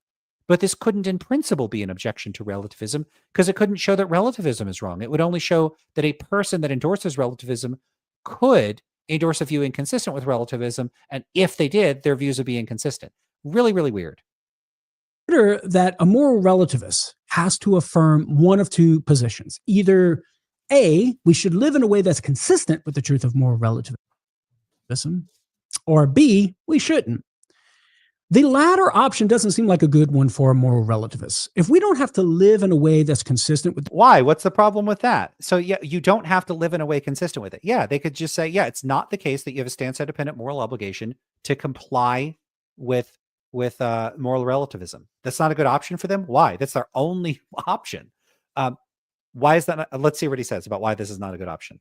With the truth of moral relativism. Well, then why even make the assertion? And moreover... Why make the assertion, what? That relativism is true? Well, then it would just be true. It would be true, and you don't have to live in accord with it. How is this an objection? This is not a problem at all for a relativist. Why make the assertion? Because it's true. Let's say I say realism is true. Okay. And you're a motivational externalist. You don't think that the stance-independent moral facts are necessarily, if defeasibly, motivating. Okay, so why even comply with the moral facts? Okay, well, maybe you don't have to comply with the moral facts. This is a common position among moral realists. So would you then say, then why even assert moral realism? Well, because you think moral realism is true. So this is weird. What exactly is the objection here? Yeah, a relativist could just say relativism is true, and you're not obligated to say or do anything in some stance-independent moral way. Yeah? Well, this is not a good objection. If moral relativism is the way things really are, and we say that we don't have to live in harmony with it, well, we're in essence saying that we don't have to live in accord with what's real. But to not live in accord with... Would not live in accord with what's real. Well, what's true, I guess. Yeah, you don't have to. What does he mean by have to? Does he mean by have to? You are not stance independently morally obligated to do so? Because if he means that, then of course that's trivially true that a relativist, anti-realist is not going to think that. If he doesn't mean that, then what does he mean? With reality is the essence of insanity, and I doubt that a more... What? What is he talking? What is going on here? This is some of the worst. This is one of the worst objections I've ever seen. Let's go back to the start because I want to recap just how bizarre of an objection this is. This is really weird. That's consistent with the truth of moral relativism. Okay. Like total relativism is. It does become self-refuting when the moral relativist affirms that we must live in accord with it. Consider... Okay.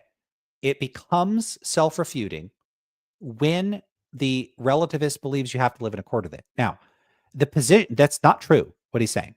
The position of relativism does not become self-refuting when the relativist affirms some other proposition. So let's say I affirm proposition P, whatever it is, and I also affirm the proposition not P. Does the position P become self-refuting? No, that's nonsensical. My view, the conjunction of the claims both P and not P, that's a self-refuting position. I've refuted my assertion of P by also affirming not P. And so my position taken as a whole is self-refuting, but the proposition P is not self-refuting. So first, from the very outset, this claim, what he's saying is nonsense. This is not true, and it doesn't even make any sense. Positions don't become self-refuting because the people that hold those positions hold other positions that are logically inconsistent with them. That's ridiculous. That a moral relativist has to affirm one of two positions. Either A, we should live in a way that's consistent with the truth of moral relativism, or B, so we should live in a way. So he's throwing in a normative claim here. Does he mean should in a stance-independent respect? So they have to, like, hey, this person denies stance-independent normative facts, or at least moral facts. Do they also affirm? So, I mean, first, so many issues here. Okay, first of all, the moral relativist could think that there is a stance-independent prudential fact that you have to comply with facts about what reality is like. And one of those facts about what reality is like is that moral relativism is true. And they could think on prudential grounds, on penalty of being irrational or whatever, violating prudential normativity, then you would be it would be wrong not to comply with the facts about reality. They could think something like that you would be irrational or something like that. In that case, it's completely consistent with being a moral relativist to be a normative realist about non-moral considerations, epistemic ones, for instance, or prudential ones. It'd be a little weird to be a realist about prudentiality, but I guess you could be, or epistemic considerations. And then they could say that you are obligated in some way to comply with those non-moral normative considerations. That's one route that a relativist could take that immediately circumvents this problem. B, we shouldn't. The other thing is they could just not affirm that you have a stance-independent moral obligation to comply with moral relativism. But also, it's very weird. Whether or not moral relativism is true or false is a metaethical position. It's not a normative moral position. And metaethical relativism is a position on normative moral facts. And so he's here talking about what is it supposed to be? A normative moral fact? It's a normative moral fact that you have to comply with a metaethical position? Why would that be a normative moral fact? So is it like if you're a moral realist, do you have an obligation to comply with moral realism? What the hell is complying with moral realism? What does that even mean? Does it mean believing moral realism is true? Because I doubt that moral realists think you have a moral obligation to believe moral realism is true. That, like, believing moral realism is true is like that's not a moral thing, like a first order normative moral thing to believe it's true or not. So it'd be real weird for a relativist to think that there are normative moral facts about what you have a normative moral obligation to believe, and that one of them is that you have a first order obligation to believe second order metaethical claims that concern the first order claims. What kind of weird normative moral position is that? That's weird.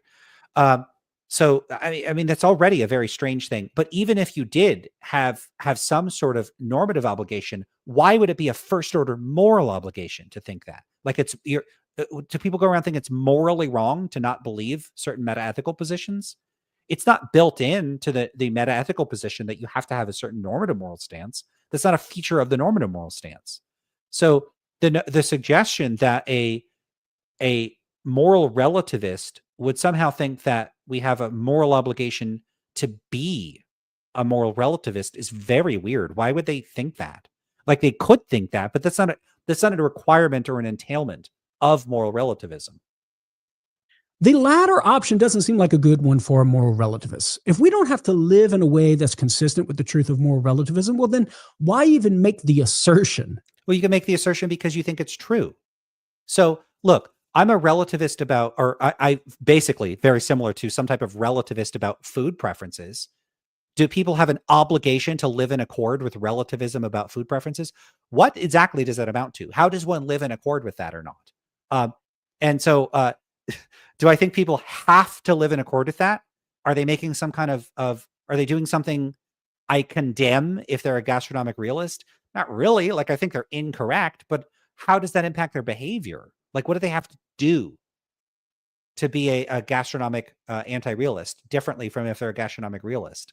Did they act differently? Like, what would the differences be? Why would I care? Like, that's a weird position to take. But he's going to make a really strange move here. And moreover, if moral relativism is the way things really are, and we say that we don't have to live in harmony with it, well, we're in essence saying that we don't have to live in accord with what's real.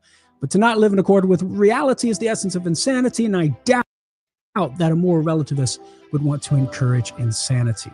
They don't have to encourage insanity. Okay.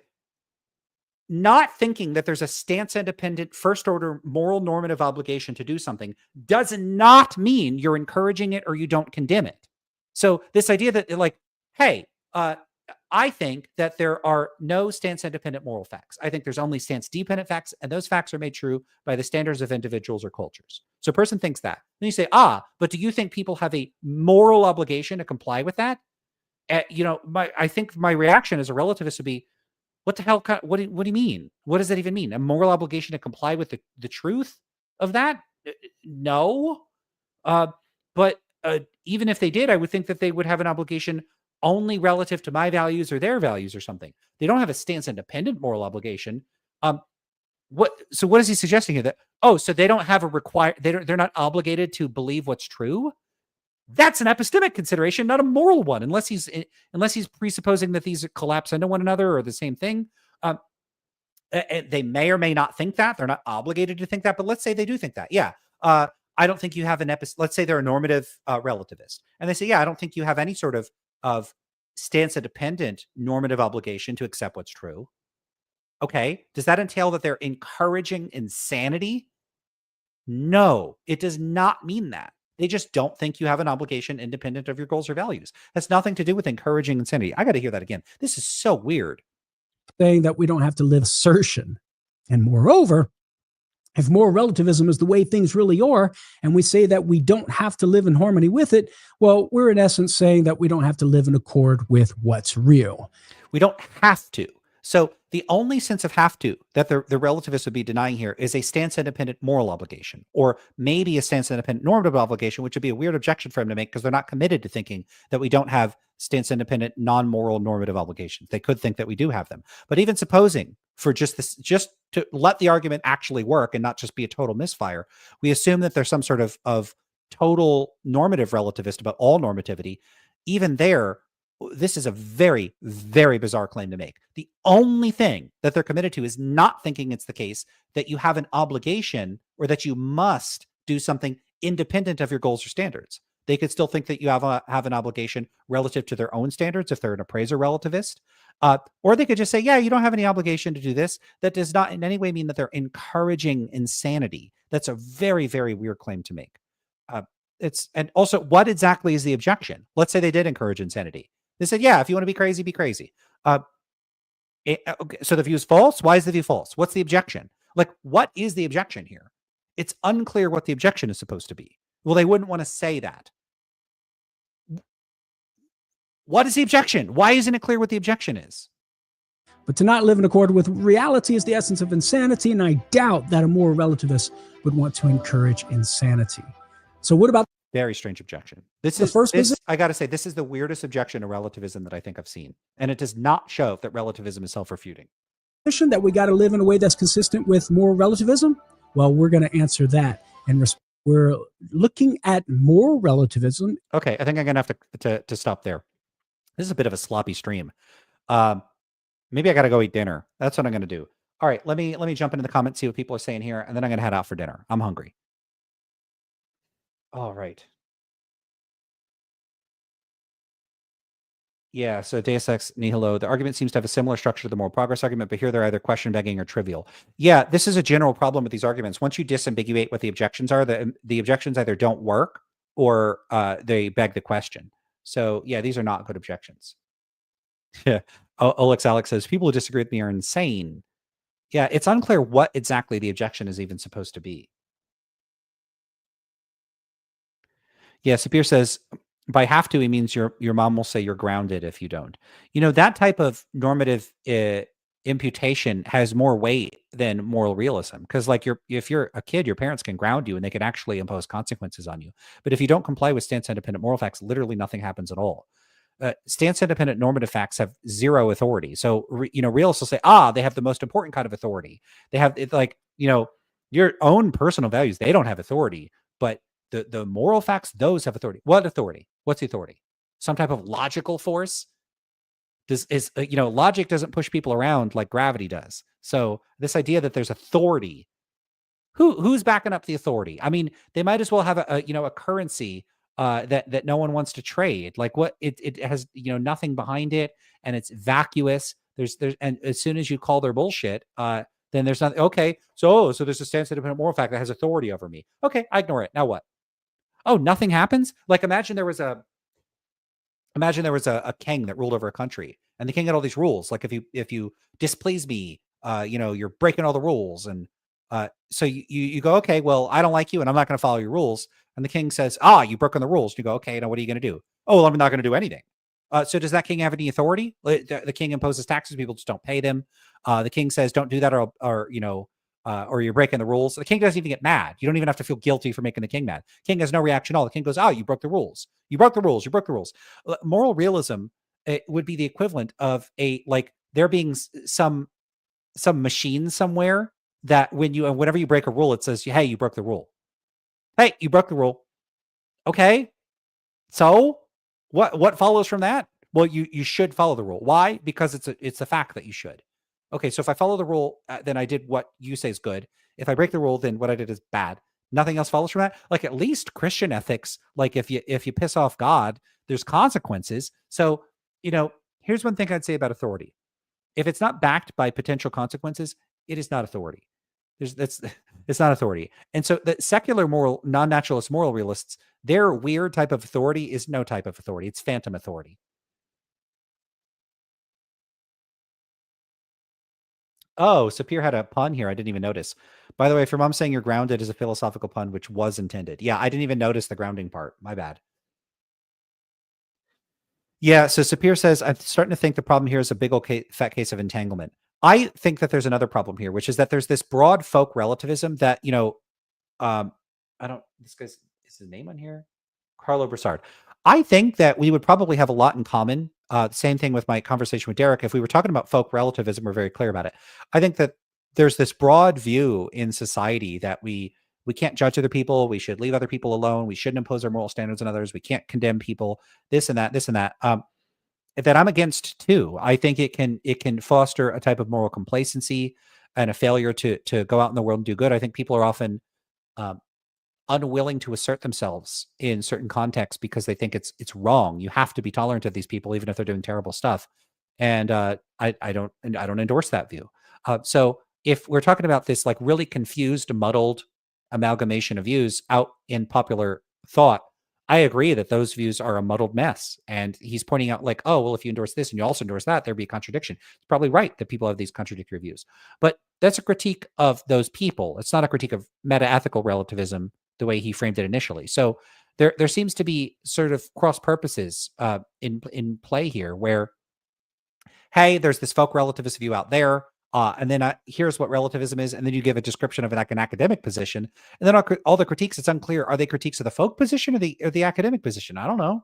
So something real off about that. And I wish that critics of relativism were clear about what they were criticizing.